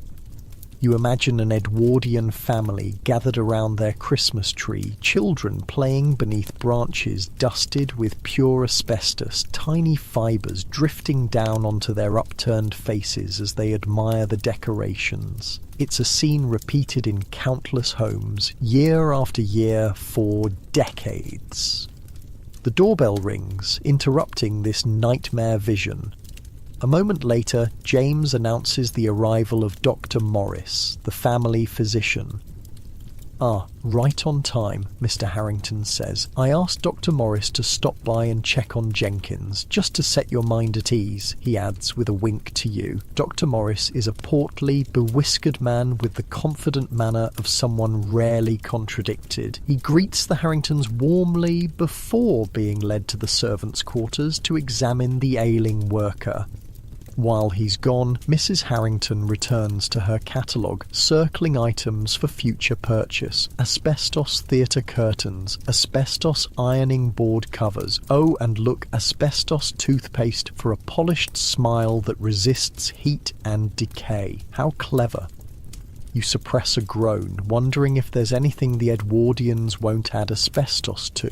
The answer, you know from history, is no. The miracle mineral found its way into thousands of products, from cigarette filters to talcum powder to the fake snow used in The Wizard of Oz. Dr. Morris returns looking grave. The man should rest for a few days, he informs Mr. Harrington. His lungs sound quite congested. "What's the diagnosis?" Mr. Harrington asks. "Early pneumoconiosis, I suspect," the doctor replies. "Dust in the lungs, common among miners, stonemasons, and increasingly, I find, among those who work with asbestos." Mr. Harrington frowns. "You're not suggesting the asbestos is causing his condition?" Dr. Morris hesitates, clearly unwilling to directly contradict his wealthy patient. There have been some observations in medical journals, nothing conclusive of course, but there are reports of lung disease among asbestos workers dating back to Roman times. "Roman times!" Mr. Harrington scoffs. "Next you'll be telling me the Romans had automobiles." No, it's much more likely poor Jenkins has the consumption, or perhaps he smokes too much." The doctor nods, unwilling to press the point. Quite possibly. In any case, rest is prescribed, and perhaps a different assignment when he returns to work, something less dusty. After the doctor leaves, Mr. Harrington dismisses the incident entirely. Doctors see problems everywhere these days, always inventing new diseases with fancy names. In my father's time, there were only about 5 illnesses a person could get, and most of them were cured by fresh air and whiskey. But if there's a chance the asbestos is dangerous, you venture carefully, mightn't it be prudent to take some precautions? Perhaps the workers could wear masks. Mr. Harrington laughs. Masks? They'd look ridiculous. Besides, asbestos has been used for thousands of years. The Romans wove it into their tablecloths. If it were dangerous, don't you think someone would have noticed by now? This was the core of the problem. The lag time between asbestos exposure and disease development, often 20 to 50 years, made it nearly impossible for people to connect cause and effect. Workers might handle asbestos for decades before developing symptoms, by which time they'd been exposed to countless other potential hazards. The few doctors who did raise alarms were largely ignored or dismissed, their concerns buried under the weight of industry propaganda and genuine enthusiasm for a material that seemed to solve so many problems. Young Henry bounds into the room, interrupting your thoughts. "Father, the men are making snowballs in the nursery. May I play too?" "Snowballs?" Mrs. Harrington repeats, confused. "In June?" "Not real snow, dear," Mr. Harrington explains. "They're probably rolling up excess asbestos for disposal." "No, Henry, that's not for playing. It's building material." The boy looks disappointed, but accepts this explanation. As he leaves, you notice white dust on his hands and clothes from merely being in the vicinity of the renovation work. "Should Henry be going near the construction area at all?" you ask, trying to keep your voice casual. "The dust gets everywhere." Mrs. Harrington looks momentarily concerned. "I hadn't thought of that. The dust does make rather a mess. Perhaps we should keep him away until the work is complete, just to keep his clothes clean." "An excellent idea," you agree, relieved to have found a way to protect the boy, even if it's for the wrong reasons. After lunch, the family decides to take a drive in their new automobile, a welcome respite from the asbestos-filled house. As you're preparing to leave, one of the maids approaches Mrs. Harrington timidly, begging your pardon, ma'am, but I was wondering if we might open some windows while cleaning today. The dust from the nursery work is settling everywhere, and it's ever so difficult to breathe while dusting. Mrs. Harrington considers this. I suppose that would be acceptable, as long as you close them before we return. We don't want the house cooling down. Thank you, ma'am, the maid says, curtsying. As she turns to leave, you notice her handkerchief has the same faint blood spots as Jenkins did. The automobile ride is pleasantly uneventful compared to the hazards of the house. When you return in the late afternoon, the workers have finished in the nursery and departed, all except Jenkins, who remains in the servants' quarters still coughing. Mr. Harrington leads you proudly to inspect the completed work. The nursery walls now gleam with a smooth, pale coating of asbestos plaster. The ceiling features asbestos tiles in a decorative pattern. Even the floor has been laid with asbestos-containing linoleum. Completely fireproof, Mr. Harrington declares proudly. My niece will be the safest baby in London. You say nothing, knowing that this safe nursery is actually a death trap of a different kind. Not an immediate danger, perhaps, but a ticking time bomb of microscopic fibres that will be released with every disturbance, every time the door slams and vibrates the walls, every footstep on the floor, every cleaning of the surfaces. As you're leaving the nursery, you pass a maid dusting the hallway. She's using a feather duster on a decorative shelf, sending up small clouds of dust with each sweep. Some of it is ordinary household dust, but some of it, contains the invisible killers from the construction work. Perhaps a damp cloth would be more effective, you suggest gently. The maid looks surprised at being addressed directly. Oh, the mistress prefers the feather duster for the delicate items, sir, says wet cloths can damage the finishes. Another small tragedy in the making. The feather duster doesn't remove dust, it just redistributes it into the air where it can be inhaled. At dinner that evening, served on the table with its asbestos heat mats, Mrs. Harrington shares exciting news. I've ordered those asbestos tablecloths and napkins, she announces. They should arrive next week, just in time for the dinner party. And the salesman suggested the most wonderful thing. Asbestos clothing. Clothing? You repeat, fork pausing halfway to your mouth. Yes! They're making undergarments with asbestos woven into the fabric. Completely fireproof. After that terrible incident with Lady Westerham's dress catching fire at the opera, I think it's a marvellous precaution. Mr. Harrington nods approvingly. Very sensible, my dear. With all these new electric and gas appliances, one can't be too careful about fire hazards. The irony is suffocating. In their quest to protect themselves from the very real danger of fire, the Harringtons are surrounding themselves with a far deadlier hazard. After dinner, you join Mr. Harrington in the library for brandy. As he pours the drinks, you notice his cigarette case on the table, emblazoned with the logo of a popular brand that you happen to know from your historical knowledge used asbestos in their filters. I've been meaning to ask, Mr. Harrington says, handing you a glass. What do you think of all our modern improvements? Quite impressive, aren't they? You choose your words carefully. They're certainly innovative, though I sometimes wonder if the rush to adopt new materials and technologies might occasionally outpace our understanding of their effects. Mr. Harrington laughs. A philosopher, eh? Well, I suppose there's always some risk with progress. Can't make an omelette without breaking eggs. What? But just look at how much safer and more comfortable our homes are now than in our grandparents' day.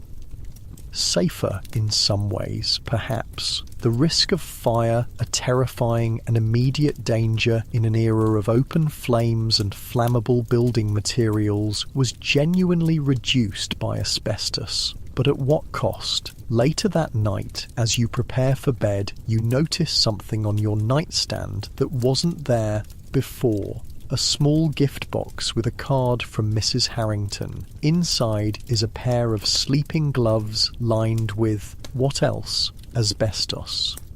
For toasty, warm hands on cold nights, the card reads, the very latest in fireproof comfort. You place the gloves carefully back in their box, unwilling to touch them more than necessary. Then you open your window wide, despite the evening chill, and take several deep breaths of the relatively clean London air. In your comfortable bed at home, you don't have to worry about invisible killers lurking in your walls, your floors, your ceiling, but in this Edwardian house, they're everywhere, woven into the fabric of daily life, celebrated as miracles of modern science, invited in with open arms by families who have no idea what they're really bringing home. And the saddest part, the full tragedy of asbestos won't become apparent for decades. Many of the people filling their homes with the miracle mineral in 1905 won't live to see its dangers fully revealed, but their children will, those babies in asbestos-lined nurseries, wrapped in asbestos blankets, breathing asbestos dust with every breath. They'll discover the truth in the hardest possible way. As you drift off to sleep, you can still hear Jenkins coughing in the servants' quarters, a ghostly reminder of the hidden killer that has already claimed its first victim in this house, the first of many, though the Harringtons will likely never make the connection. Tomorrow will bring new wonders and new hazards in this Edwardian home, but for now, with your window open to the night air, you can at least breathe easily, even as you wonder what other invisible dangers might be lurking in the marvellous modern conveniences all around you. The next morning you're awakened by excited female voices drifting up from downstairs. Glancing at the small clock on your bedside table, you see it's barely 9, early for social calls in Edwardian London. You dress quickly, curious about the commotion. As you descend the grand staircase, the voices grow louder, punctuated by delighted laughter and exclamations. Following the sound to the drawing room, you find Mrs. Harrington surrounded by 3 elegantly dressed women, all fawning over what appears to be a collection of ornate bottles and boxes spread across a table. "Ah, there you are," Mrs. Harrington calls when she spots you. "Come meet my friends. We're having a little beauty demonstration this morning." The women turn to look at you with identical porcelain white faces, their eyes unnaturally bright, lips stained an artificial red. There's something unsettling about their appearance, a uniformity that borders on the uncanny. Each woman's skin has the same deathly pallor, the same painted doll quality. "Ladies, this is our house guest," Mrs. Harrington says, "and these are my dearest friends, Lady Pembroke, whom you've met, Mrs. Alcott, and Miss Fairchild." You bow politely, trying not to stare at their ghostly complexions. Unlike your time, where tanned skin is often considered healthy and attractive, these Edwardian women have deliberately made themselves look almost corpse-like. "We're sampling the latest beauty preparations from Paris," Mrs. Harrington explains, gesturing to the array of products on the table. Madame Delacroix has sent her assistant to demonstrate them. The assistant is a striking Frenchwoman in her 30s, elegantly dressed in black, with the same artificially white complexion as the others. She smiles at you briefly before returning her attention to unpacking more products from a large case. "Madam says these are the exact same preparations used by the Empress of Russia," the assistant explains in accented English, "guaranteed to preserve youth and beauty for decades. What they're actually guaranteed to do, you know, is poison anyone who uses them." But looking at the rapt expressions on the women's faces, you realise they have no idea of the dangers lurking in those pretty bottles and jars. This, the French assistant says, holding up a small blue glass jar, is our famous crème céleste. It creates the perfect lily-white complexion that is so fashionable. She opens the jar, revealing a thick white cream. A subtle metallic odour reaches your nostrils, making you step back instinctively. You recognise that smell from history books. Lead. "May I?" Mrs. Alcott asks eagerly, already dipping her fingers into the jar.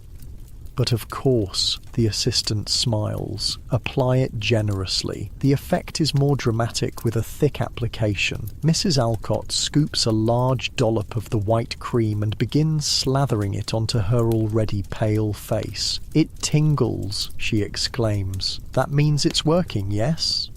"Indeed," the assistant confirms. "That is the special ingredient activating." The special ingredient is almost certainly lead carbonate, white lead, one of the most popular skin whiteners of the era, and a cumulative poison that would slowly damage the nervous system, cause abdominal pain, and eventually lead to paralysis and death. "I've been using Madame's preparations for 3 months now," Lady Pembroke confides to you in a low voice. "My husband says I look 10 years younger, though I have been experiencing the strangest headaches lately." Headaches, you know, are one of the first symptoms of lead poisoning. Looking more closely at Lady Pembroke, you notice a slight tremor in her hands, another telling sign. "And this," the assistant continues, holding up a small paper box, "is our newest product, arsenic complexion wafers. Your blood runs cold at the casual mention of arsenic, one of history's most notorious poisons, being marketed as a beauty aid." "Arsenic?" you can't help blurting out. "Isn't that dangerous?" The women look at you with surprise, then break into amused laughter. "Oh, how sweet of you to be concerned," Mrs. Harrington says, patting your arm. "But these are perfectly safe. Many health tonics contain arsenic. It's extremely beneficial in small doses." The French assistant nods confidently. "Absolutely safe when used as directed. 1 wafer per day, dissolved in water or placed directly on the tongue. They purify the blood and create the most magnificent pallor."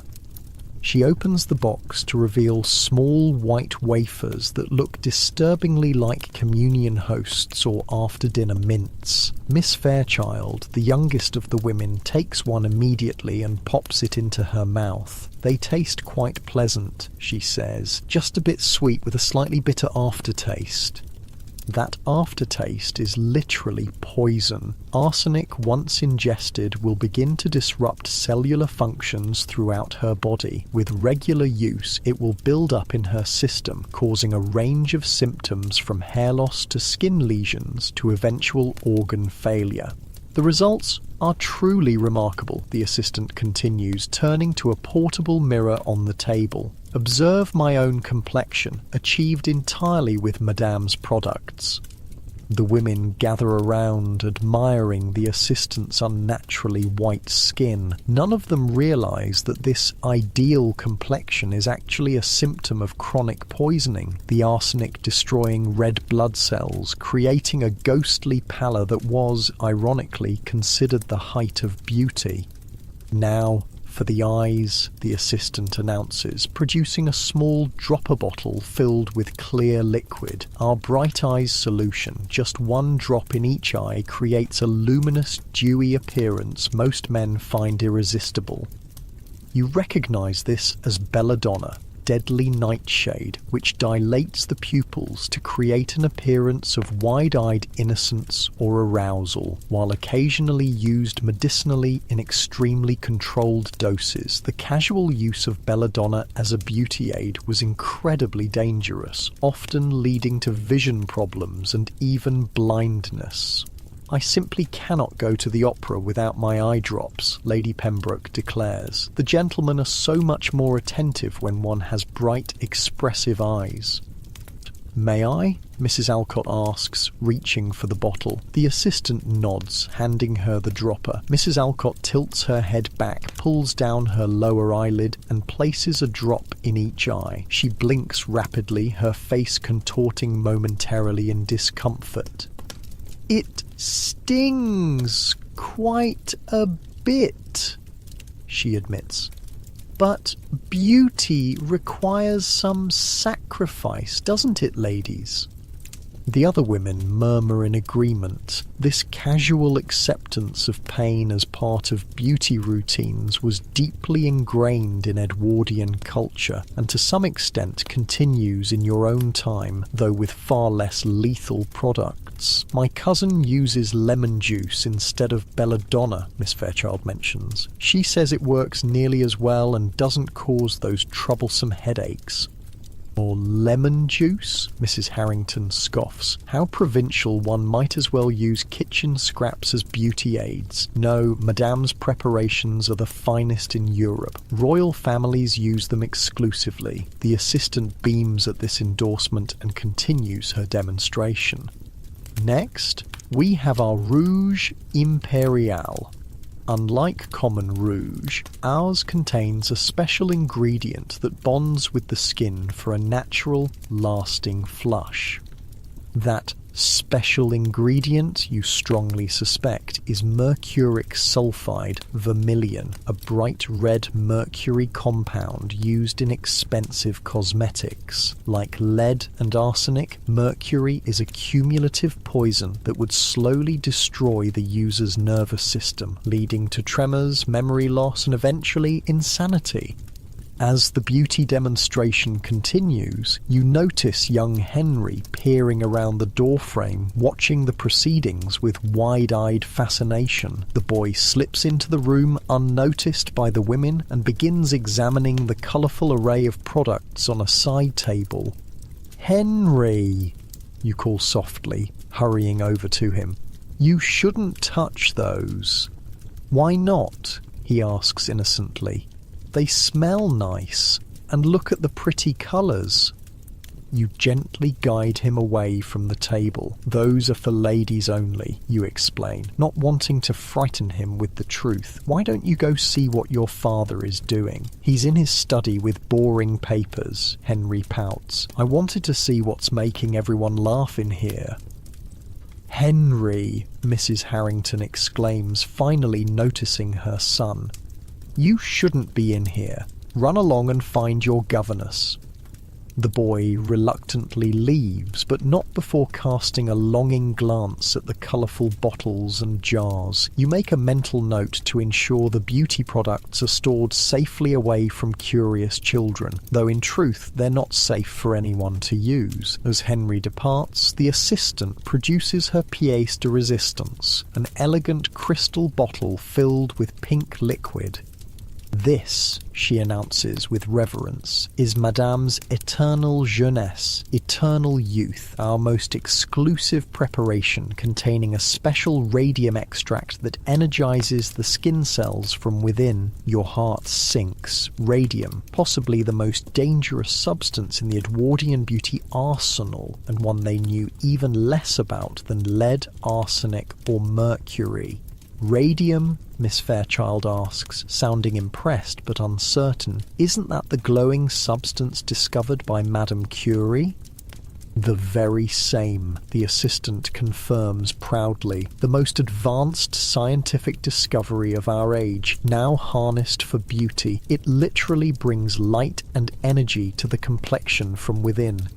She doesn't mention, of course, that radium is highly radioactive and will cause radiation burns, hair loss, anemia, bone cancer, and eventually death. The Edwardian fascination with radium, which would continue for decades, was one of the most tragic examples of embracing a new substance without understanding its dangers.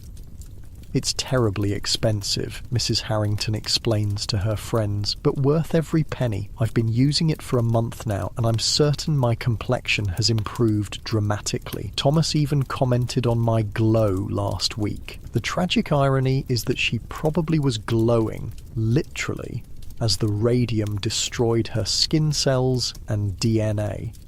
The application must be precise, the assistant explains, demonstrating by dabbing the pink liquid onto Mrs. Harrington's cheeks. A small amount each morning and evening, massaged gently into the skin. Never apply near the eyes or mouth. This caution, isn't because they understand radium is dangerous, but simply because the preparation might irritate sensitive areas. They have no concept of the true radioactive hazard they're handling.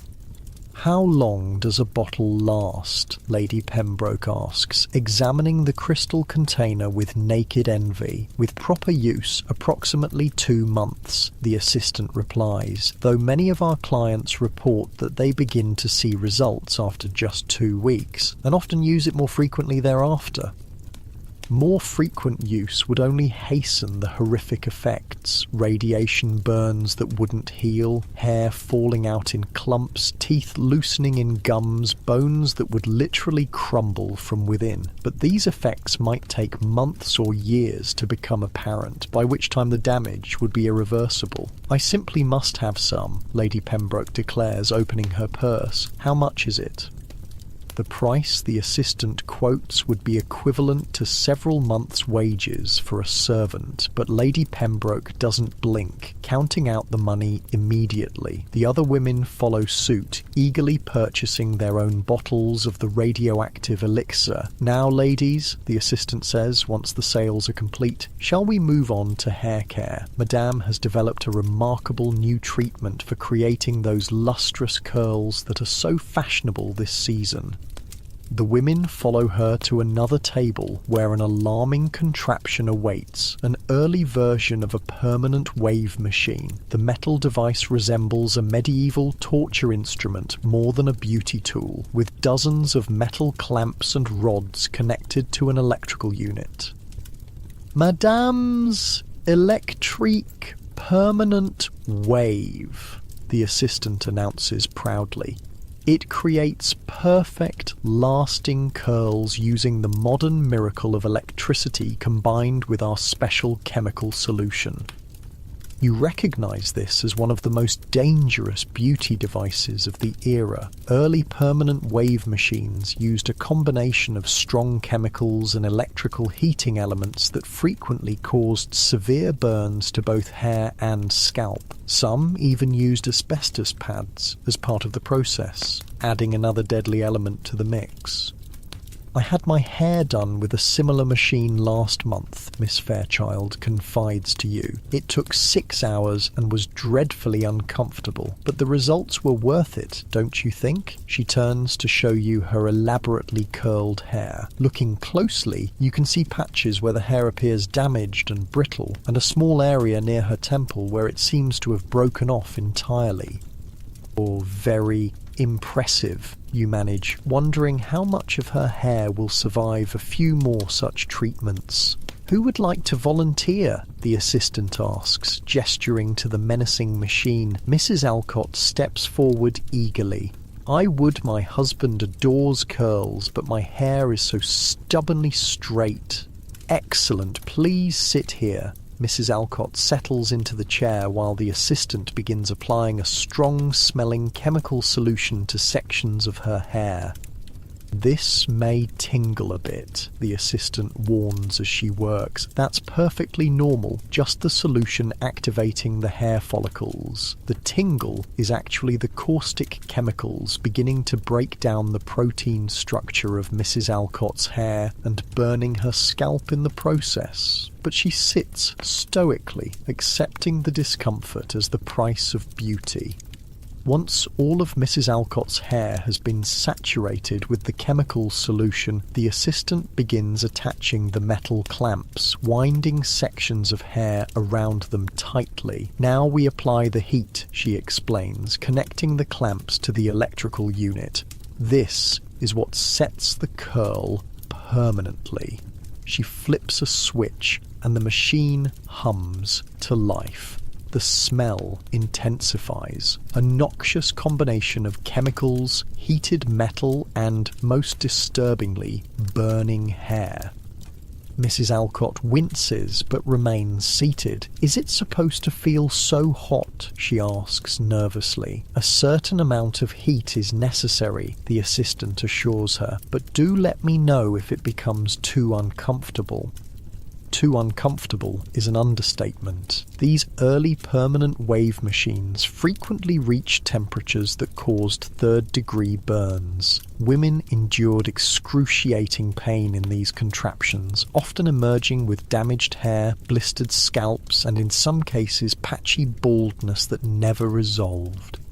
While the permanent wave process continues, the assistant turns her attention back to the others. While we wait, shall we discuss eyebrow and eyelash enhancement? Madame has developed a special growth serum containing a mercury compound that stimulates the follicles remarkably well. More mercury, this time to be applied directly near the eyes, where it could be absorbed even more readily into the bloodstream and eventually the brain. The Edwardian beauty routine was essentially a full-body poisoning regimen, with toxic substances applied to every feature. "I found that singeing the ends of the eyelashes with a hot needle helps them grow back thicker," Lady Pembroke offers. "My lady's maid does it for me weekly." The other women nod in appreciation of this tip, completely unfazed by the idea of holding hot metal near their eyes. The casual acceptance of pain and danger in the name of beauty is chilling. Suddenly, Mrs. Alcott gives a sharp cry. "It's burning me, I can feel it burning." The assistant rushes to the permanent wave machine and quickly switches it off. "Let me check, madame." She examines Mrs. Alcott's scalp, where the metal clamps have been attached. Even from where you stand, you can see angry red marks forming. "Just a slight irritation," the assistant says dismissively. "Quite normal. We'll apply Madame's special soothing cream afterward, and you'll feel no discomfort by evening." Mrs. Alcott doesn't look convinced, but allows the process to continue after the assistant adjusts the clamps. The smell of burning hair intensifies. "Perhaps we should open a window," you suggest, finding it increasingly difficult to breathe in the chemical-laden air. "Oh no," the assistant objects immediately. "Drafts will cool the machine and ruin the curl pattern. We must keep the room warm." So the toxic fumes continue to build in the closed room, while Mrs. Alcott's scalp slowly cooks beneath the metal contraption. The other women seem completely untroubled, eagerly examining the other products on display. "What's this one?" Mrs. Harrington asks, picking up a small pot labelled Lip Rouge Lumineux. "Ah, our newest lip colour," the assistant explains. "It contains a small amount of radium for a subtle illumination. Gold rush, railroads, and a sense of adventure weren't what really built the Wild West. The contribution of these factors was only limited to drawing people to the frontier. The Wild West didn't become civilized until women arrived, and no, we're not talking about the wives and mothers of settlers. We're talking about the madams, the ladies of the lines, and the soiled doves who used the world's oldest profession to transform lawless camps into actual communities. Here's what life was really like for a woman working in a Wild West brothel. So, yeah, if these stories work for you, subscribe. And I'm curious, what time is it where you are? Comment below. Last week, someone from Canada said they listen during lunch breaks. Not judging, just wasn't expecting that. All right, Wild West brothels tonight. But wait, are you comfortable? No, really. Check. Pillows, blankets, the whole deal. Where we're going, you'll want to be settled. Your eyes flutter open to darkness. For a moment, panic grips you. Where are you? The thin mattress beneath you isn't your bed. The smell is wrong. Tobacco, whiskey, cheap perfume, and something else. Something human. Then it all comes rushing back. You're in Silver Creek, 1876, in a tiny room above a saloon that now doubles as your workplace and home. The space is hardly bigger than a closet. They call these cribs, just enough room for a narrow bed with a worn-out straw mattress, a small washstand with a chipped porcelain basin, and a three-legged stool that wobbles when you sit on it. Your few possessions are stuffed into a trunk at the foot of the bed. Unlike your cozy bed back home, this mattress crinkles when you move. It's covered in oilcloth to make it easier to clean between clients. Christ, it's cold. The thin blanket does nothing against the mountain chill that seeps through the gaps in the wooden walls. The cold is different here in the Rockies. It cuts right through to your bones. Nothing like back east. You can hear someone coughing in the next room. These walls are so thin you can practically hear people thinking. 3 days you've been here, and already you know that Molly in the next room talks in her sleep, and the girl 2 doors down cries silently every night. Rise and shine, ladies' coffee's hot and the day's wasting. That's Sadie, the madam. Her voice carries through the building like a trumpet. You can picture her already, all 5 feet of her wrapped in a silk robe, her greying hair still in papers, marching down the hall to make sure her girls are up and moving. You glance out the small window. It's not even dawn yet, just a hint of grey on the horizon, but the mines start their shifts early and there's money to be made from men coming off the night shift. Not that you're exactly rolling in cash. 3 days in and you've made just enough to cover your room and board with a few dollars to spare. Martha, you awake in there? Got a gentleman asking for you special like? Sadie's voice is right outside your door now. You sit up, rubbing sleep from your eyes. I'm up. Good girl. Wash up and come down, and for God's sake, put some rouge on. You look like death warmed over. You can hear her shuffling away, muttering something about green girls and breaking them in right. You're not actually Martha. Your real name is Eleanor Blackwood, but Sadie said Eleanor sounded too proper for this line of work, and customers like simpler names. So Martha, you became the moment you walked through her door, desperate and broke after your husband gambled away everything and then vanished in the night. In your head, you're still screaming, how did I end up here? This is how I die, in a crib, in a mining town. But outwardly, you're calm. You've always been good at keeping your face blank, a skill that's serving you well now. The wash basin water is ice cold, making you gasp as you splash it on your face. No time to heat it up. You've learned that much already. In this business, time is literally money, and hot water is a luxury reserved for paying customers. You pull a brush through your hair and pinch your cheeks hard to bring some colour. The rouge is in a small tin on the washstand, bright red and waxy. You dab some on your lips and cheeks, wincing at how garish it looks in the small cracked mirror. Nothing like the subtle beauty you once prided yourself on. Martha, he ain't gonna wait all day. Sadie's voice again, impatient now. You throw on your work dress, a red satin thing with too much lace and a neckline that makes you flush every time you catch your reflection. 3 days ago, you would have died before wearing something like this. Amazing how quickly necessity changes your standards. Your dress back home wouldn't last a day here. It's funny. I spent so much on those proper dresses and they were basically just wall decoration compared to what I need now.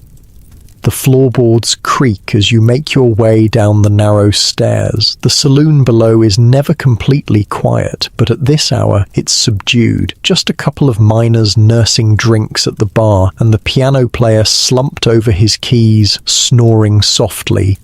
And there's your gentleman caller, a big bearded man in dirty work clothes, his face weathered by sun and wind. He's nervously twisting his hat in his hands, and when he sees you, his face breaks into a smile that reveals several missing teeth. This here's Joe, Sadie says, patting his shoulder. He's a good one, pays fair and don't cause trouble. Treat him nice, Martha. Joe nods at you, still twisting his hat. Ma'am, he says, surprisingly soft-spoken for such a big man. Sadie gives you a little push toward the stairs. Room 3's open, 20 minutes, not a minute more. I'll be timing. And just like that, your workday has begun before the sun has even cleared the mountains. Not quite what you pictured when you headed west after reading those pamphlets about opportunity and adventure. As you lead Joe up the stairs, you can't help but think about the journey that brought you here. 6 months ago, you were a respectable shopkeeper's wife in Boston. Then Thomas lost the shop in a card game, took what little money you had left, and disappeared. The shame of it drove you west, where no one would know your story. You thought you'd find work as a seamstress or maybe a cook, but in a town with 20 men for every woman, the best-paying job was obvious, and after 3 days of hunger, watching your last coins disappear, you found yourself knocking on Sadie's door. "You ever done this kind of work before, honey?" she'd asked, eyeing you up and down. "No, ma'am," you'd admitted. "Didn't think so." You got that look, like you still believe in fairy tales. She'd sighed then. "Well, you're pretty enough, and men like a fresh face. You can stay, but you follow my rules. No drinking on the job, no stealing from customers, no getting attached. They're not here to save you, they're here to buy what you're selling. Understand?" You'd nodded, not trusting yourself to speak.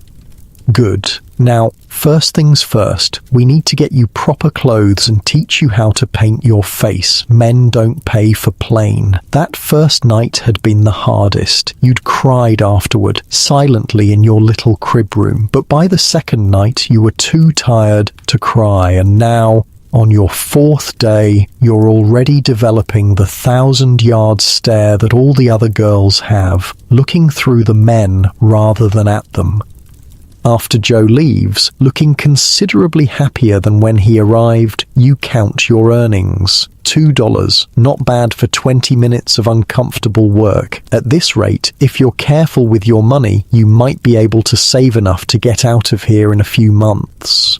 Maybe head to California or up to Oregon, somewhere with more women where you could blend in and start over. But for now, you're here, and Sadie's calling for you again.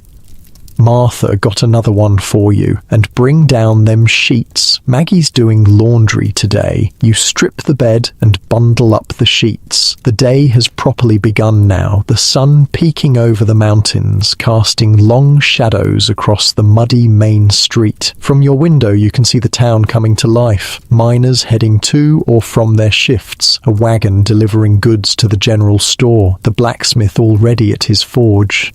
Silver Creek is barely a town, just one main street with a handful of businesses: the saloon, brothel, the general store, a barbershop that doubles as a dentist's office, the blacksmith, and a small hotel for travellers. There's a church being built at the edge of town, but it's been half finished for months. Priorities in a mining town are clear: pleasure before piety. You head downstairs with your bundle of sheets. The saloon is busier now, and you feel eyes following you as you cross to the back door where Maggie is already at work with the washing. "Morning, Martha," she says, not looking up from her scrubbing. "Just drop 'em in the pile there." Maggie's been here longest of all the girls, almost 40, ancient in this profession. Too old for the cribs now, she handles the cleaning, cooking, and occasionally sings when the piano player is sober enough to accompany her. She knows everything about everyone in town, and is your best source of information so far. "How'd you sleep, honey?" she asks, wringing out a sheet with surprisingly strong hands. "Not great," you admit. "It's so noisy here." She laughs at that. "Honey, you think it's noisy now? Wait till payday on Friday. This place will be jumping till dawn. You'll make good money, though. Any advice for, getting through it?" Maggie finally looks up at you, her face a map of fine lines and hard living. But her eyes are kind. "Find somewhere else in your head to go. That's what I always did. And save every penny you can. This ain't a job you can do forever." You nod, grateful for her honesty if not her optimism. "And watch out for the Barlow brothers," she adds, turning back to her washing. "They come in here acting sweet, but they get mean when they drink. Sadie won't let 'em in anymore, but they still try." Thanks for the warning. Us girls gotta look out for each other. Ain't nobody else gonna do it. That's becoming clear. In just a few days, you've seen how the women here rely on each other, sharing remedies for various ailments, warning about dangerous customers, lending clothes and cosmetics, covering for each other when someone needs a break. It's a strange sisterhood, born of necessity and shared experience. The saloon door bangs open, and a man in a suit walks in, clearly not a miner or cowboy. He has a badge pinned to his vest, the sheriff. "Morning, Sheriff Parker," Sadie calls from behind the bar, her voice sweet as honey. "Coffee?" "Not today, Sadie," he says, looking around the room with a disapproving frown. "Just making my rounds. Remind your girls to come in for their health checks tomorrow. Doc Wilson's orders." "Already on my calendar," Sadie assures him. "My girls are clean as whistles. You know that." The sheriff's eyes land on you, and you feel yourself shrink under his gaze. "New girl?" he asks Sadie, though he's still looking at you. "This is Martha, just arrived from back east, and yes, she'll be at the docks tomorrow with the rest." He tips his hat to you, but there's no warmth in the gesture. "Mom?" You nod back, not sure what to say. The whole exchange feels strange, like you're a piece of livestock being inspected. After he leaves, you turn to Maggie. "What was that about? Health checks?" "Sheriff makes us all see the doctor once a month," she explains, still scrubbing, "checking for diseases and such. Town law. They fine Sadie if any of us miss it. And if someone has something, then they can't work till they're cleared. That's why Sadie's strict about men using rubbers." She nods toward a drawer behind the bar. "Keeps them right there. French letters, she calls them. Costs the men extra, but it's that or no business." You feel a flush of relief at this news. You'd been worried about diseases. You'd heard stories about what happened to women in this profession. At least Sadie runs a careful establishment. The day progresses in a blur of men coming and going. Some are kind, some are rough, all are lonely in their way. You stop counting after the fifth, focusing instead on the money accumulating in the small pouch Sadie gave you. "Keep it close," she'd warned. "Men will steal it if they can. I take a 50% cut. That's for room and board and protection. The rest is yours." Protection. That became clear when a drunk cowboy got too rough with one of the girls and Sadie appeared with a shotgun, ending the situation instantly. The man left without argument and Sadie helped the girl, Daisy, clean up her split lip. "No man touches my girls without permission," she'd said firmly. "That's the rule." By midday, you're exhausted but have earned more money than you would in a week of honest work back east. That's the devil's bargain of this life. Good money for work that costs pieces of your soul. You're sitting at the bar, nursing a cup of coffee laced with whiskey. Sadie's recommendation for getting through the day when the door opens again. This time it's a woman who enters, dressed in a plain, practical dress, her hair pulled back severely, a Bible clutched in her hands. The saloon goes quiet. Everyone knows what's coming. "Mrs. Holcomb," Sadie says, her voice noticeably cooler. "What brings you to our establishment? Looking for your husband, perhaps?" Several of the men chuckle at this, but Mrs. Holcomb isn't amused. She draws herself up, looking down her nose at Sadie despite being several inches shorter. "I've come to speak to these poor, lost women," she announces, "to offer them a path to redemption before it's too late." Sadie sighs dramatically. "We've been through this, Evelyn. My girls aren't interested in your redemption. They're working women making an honest living." "Honest?" Mrs. Holcomb nearly chokes on the word. "There is nothing honest about selling one's virtue for money." You find yourself speaking before you can stop yourself. "And what would you have us do instead, ma'am? Work in your husband's mine for pennies a day until our lungs give out, or marry one of these fine gentlemen who just as soon beat us as look at us?" The room goes even quieter. Mrs. Holcombe turns her stern gaze on you. You're new, she observes, not yet completely corrupted. Come with me, child. The Ladies' Aid Society can find you respectable work. You almost laugh. Doing what? Washing clothes for half what I make here? No thank you, ma'am. Her lips tighten to a thin line. Pride comes before a fall, young woman. When you're ready to save your immortal soul, you know where to find me. And with that, she turns and marches out, her back rigid with disapproval. Sadie comes over and puts a hand on your shoulder. Good for you, standing up to old Battle-Axe Holcombe, but watch yourself. Her husband owns half the town, including the bank. Don't make enemies you can't afford. You nod, suddenly aware that you may have spoken too freely. In a town this small, with everyone's fortunes tied to the mines and the men who own them, politics is a dangerous game.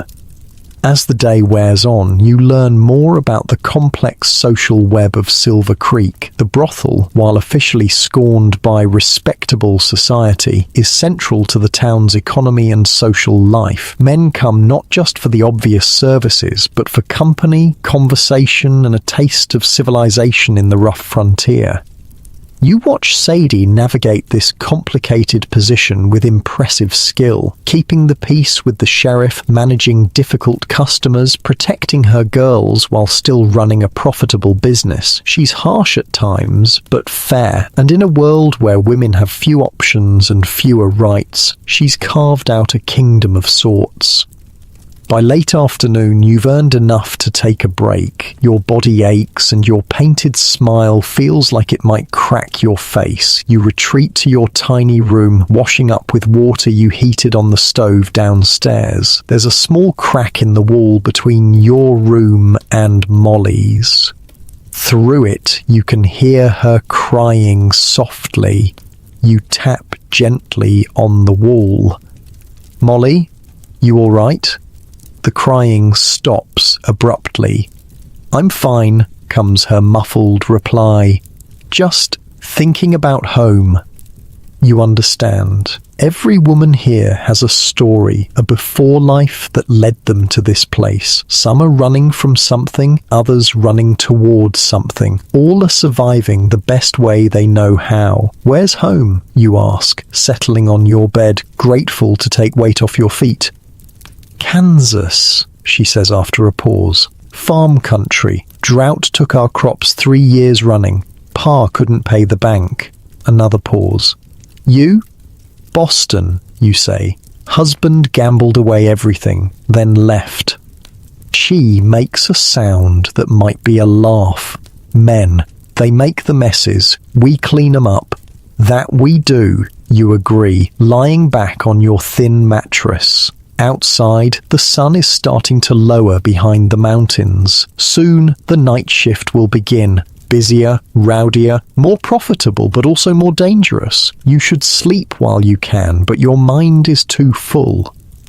You think about Mrs. Holcombe and her judgment, about Sheriff Parker and his calculating gaze, about Joe with his gentle voice and rough hands, about how quickly your life has changed and how uncertain your future remains. In just one day in Silver Creek, you've made more money than you did in a week of honest work back east. But at what cost? And how long can you do this before it breaks something essential inside you?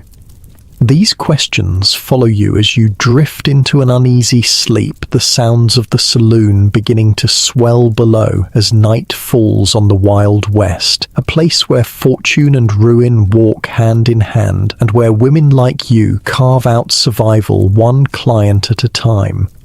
Your last thought before sleep claims you is that your fancy feather bed back in Boston never felt as necessary as this thin straw mattress does now. The difference between comfort and survival as stark as the line between your old life and the new. The sound of breaking glass jolts you awake. Shouting follows, a man's voice, then Sadie's cutting through like a knife.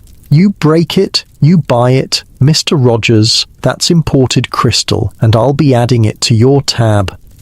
You blink at the grey light filtering through your window. Morning already. It feels like you just closed your eyes. Your body aches in places you didn't know could ache, and your mouth tastes like you've been chewing on old pennies.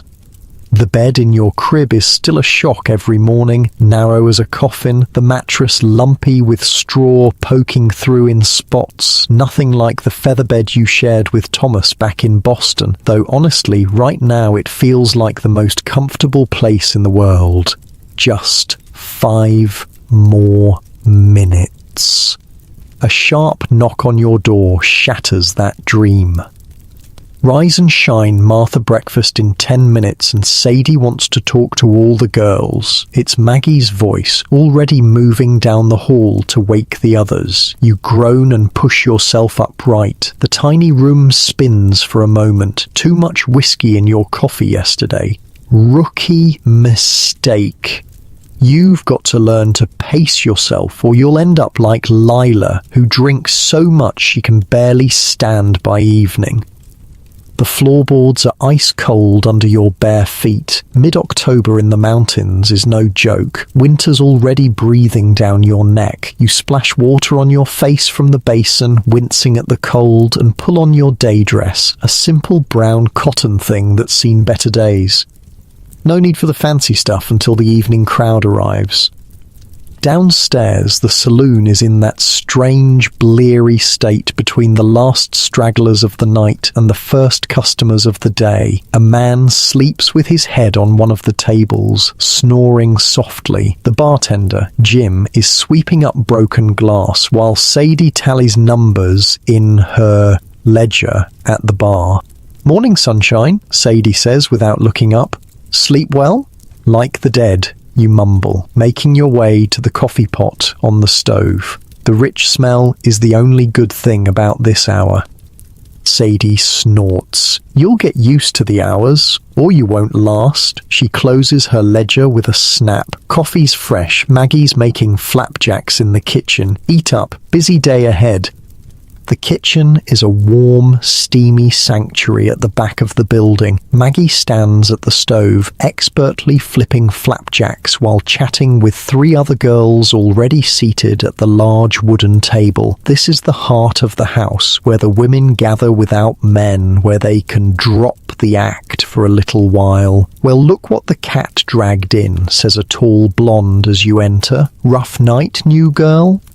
"Leave her be, Charlotte," Maggie says, sliding a plate of flapjacks onto the table. "We were all green once." Charlotte shrugs, but there's no real malice in her eyes. Just saying she looks like she got run over by the stagecoach. You pour yourself coffee from the pot on the stove and join them at the table. "Thanks for the compliment. Exactly the boost I needed this morning."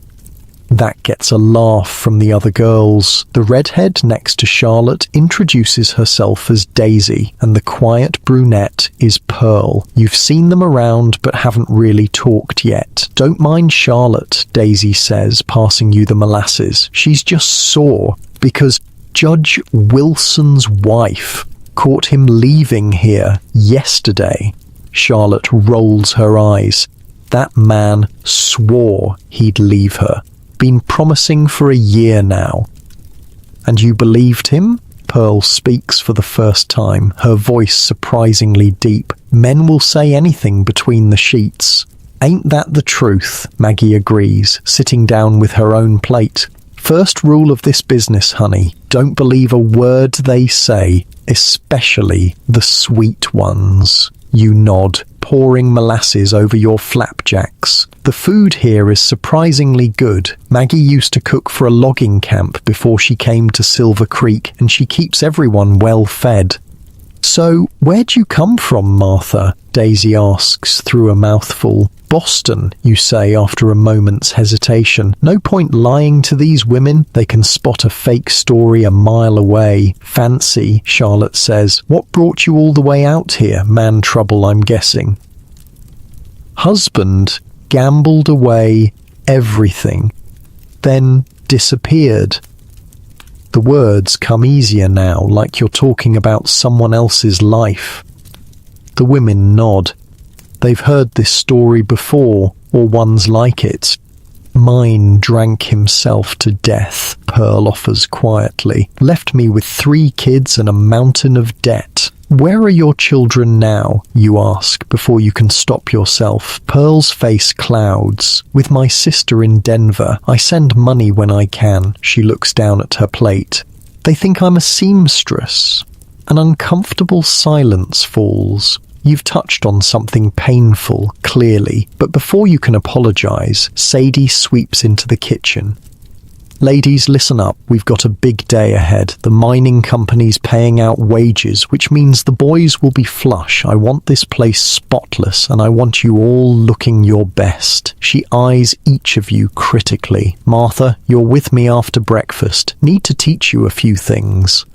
After the last bite of flapjack, you follow Sadie upstairs to her private quarters at the end of the hall. Unlike the cramped cribs where you all sleep, her room is spacious and well furnished. A large 4-poster bed with actual sheets, a dressing table with a proper mirror, a small sitting area with 2 upholstered chairs, and a bookshelf filled with ledgers and a few novels.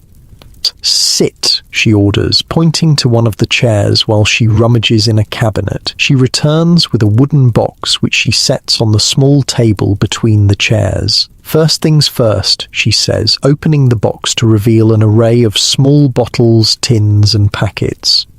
Protection. This business will kill you quick if you're not careful. She holds up a small rubber item. French letter. Make sure every man wears one. No exceptions, no matter what they offer to pay. Some will try to take it off when you're not looking, so check and don't let them turn you around so you can't see what they're doing. Next comes a tin of powder. Douche powder. Use it after every customer, no matter what. Mix with warm water. There's always some on the stove downstairs. A small brown bottle. Laudanum, for when the monthly pains come or if you're having trouble sleeping. But be careful. Too many girls get too fond of it. I've seen it ruin more women than men ever did. Another bottle, smaller and darker. This is for emergencies only. If you think you might be in trouble, late. It'll take care of it, but it'll make you sick as a dog for a few days. Come to me first if you're worried. Don't try to handle it yourself. The businesslike way she discusses these intimate matters makes them seem less frightening somehow. This is just another trade with its tools and techniques. Now, she continues, closing the box. Let's talk about the business side. You've got the basics down, 50% to me for room, board, and protection. That's better than most houses. Some take 60 or even 70. You keep track of your own money. I suggest finding a good hiding place, not in your room where customers can find it. Where do you suggest, you ask? She smiles slightly. I keep a safe in my room. You can leave money with me if you want. I keep honest books. She taps one of the ledgers on her shelf. But some girls don't trust anyone. Up to you. You think about it. Sadie seems fair, if hard, and she clearly runs a tight ship. I'd like to use your safe, if that's all right. She nods, seemingly pleased with your decision. Smart girl. Now let's talk about classes of customers. You're new, so you'll get mostly the regular working men. Miners, cowboys, labourers. They're usually quick and not too complicated. As you build a reputation, you might get higher class clients, businessmen, mine owners, even the occasional government man passing through. She leans forward, her voice serious. The higher the class, the more particular they are, but they also pay better and sometimes give gifts. Treat them special, remember their names and what they like. That's how you build regulars. How much should I charge? It feels strange discussing the price of your body like it's a yard of fabric or a pound of flour. Standard rate for basics is $2 for working men, $5 for businessmen. Anything special or that takes longer, you charge more. Use your judgment, but don't undercut the other girls. We've got standards to maintain. The coldly practical nature of the conversation is almost a relief. This isn't about shame or sin or any of the things Mrs. Holcomb would preach about. It's just business. One more thing, Sadie says, her voice softening slightly. Find something else to think about when you're with them. A place you like, a happy memory, a plan for the future. Don't let this job get in here. She taps her temple. That's how girls end up broken. It's perhaps the kindest thing she said to you so far, and you find yourself unexpectedly moved. Thank you, Sadie. She waves your thanks away, businesslike again. Just practical advice. Now let's talk about your appearance. You're pretty enough, but you need to learn how to enhance it properly. The next hour is a crash course in the art of the painted lady. How to apply rouge to make your cheeks glow without looking feverish. How to darken your lashes with burned cork mixed with petroleum jelly. How to outline your lips to make them look fuller. Men like a woman who looks healthy, Sadie explains as she demonstrates on your face. They get enough sickness and death in the mines. They come here for life and colour. When she's done, you barely recognise yourself in her mirror. The woman staring back looks worldly, confident, desirable. Nothing like the proper Boston shopkeeper's wife you were 6 months ago. There, Sadie says with satisfaction. Now you look the part. Remember what I showed you. First impressions matter in this business. Back in your room, you practice what Sadie taught you, trying to commit the techniques to memory. The makeup feels heavy and strange on your face, but you have to admit it's effective. Even in your plain day dress, you look like a different woman. A soft knock interrupts your practice. It's Pearl, the quiet brunette from breakfast. Sorry to bother you, she says, hovering in the doorway, but I thought you might want these. She holds out a pair of silk stockings only slightly worn. Charlotte was going to throw them out, just a small tear at the top, see? Nothing that can't be mended. You take the stockings, touched by the gesture. Good silk stockings are expensive, a luxury you haven't been able to afford since Thomas left. Thank you, you say. That's very kind. Pearl shrugs, looking embarrassed. Us girls have to look out for each other. No one else will. She turns to go, then hesitates. Some of us play cards in the kitchen on Tuesday afternoons when it's slow. You should join us. I'd like that, you say, and mean it. After she leaves, you examine the stockings. The tear is indeed small, easily fixed with a few careful stitches. You've always been handy with a needle. Maybe that's a skill you could offer the other girls in exchange for their knowledge. The afternoon passes in a flurry of activity. The whole place is being cleaned from top to bottom in preparation for the evening rush. You're assigned to help Maggie wash all the glassware while other girls sweep and mop and dust. Payday's always busy, Maggie explains as you dry a seemingly endless parade of glasses. Miners come in with their pockets full and looking to spend. Good money, but long hours. How many customers should I expect? You still have trouble saying the word. Like naming it makes it more real. Maggie considers this. On a regular night, maybe 5 or 6. On payday, could be double that. Don't worry, Sadie won't let anyone work you to death your first week. She's tough, but fair. As you work, Maggie fills you in on the unwritten rules and customs of the house. Who to avoid, the Barlow brothers if they manage to sneak in, a mine foreman named Tucker who likes to leave bruises, any man who won't take off his boots. Who the good customers are, Judge Wilson despite his wife, Doc Harris who sometimes treats the girls for free, a shy bookkeeper from the mining office who mostly just wants to talk. The best times to take breaks, between 3 and 4 in the afternoon, early morning before the night shift miners come in, where to hide extra money sewed into a mattress in a hollowed out Bible under a loose floorboard. It's a masterclass in survival, delivered matter-of-factly between polishing glasses. One more thing, Maggie says, lowering her voice. If you ever need to get away, really away, there's a woman in Denver who helps girls start over. Name's Mrs. Robinson, runs a boarding house for respectable working women. She doesn't ask questions about your past. Sadie knows about her, sends girls there sometimes when they want out of the life. You absorb this information silently, an escape route if you need it. Good to know. Why are you telling me this? You ask finally. Maggie's hands don't stop working as she answers. You've got that look, like you're just passing through, not settling in. Some girls are made for this life, mate. They take to it like ducks to water. Others, she shrugs, just thought you should know there are options. Before you can respond, the front door bangs open and a boisterous group of men enters. Miners just off shift, their faces still streaked with coal dust, ready to spend their newly acquired wages. Showtime, Maggie murmurs, drying her hands on her apron. Remember what Sadie taught you, and if you get overwhelmed, signal me or one of the other girls. We look out for each other here. The afternoon blurs into evening as more men arrive, filling the saloon with noise and smoke and the smell of unwashed bodies. You circulate as Sadie instructed, smiling and chatting, accepting drinks that you secretly pour into the spittoon when no one's looking.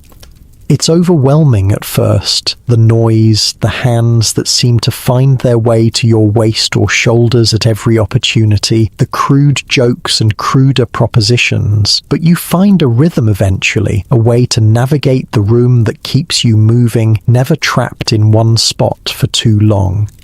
You watch the other girls work, Charlotte with her brassy laugh and expert flirtation, Pearl quieter but with a mysterious air that seems to draw certain men like moths to flame, Daisy with her vivacious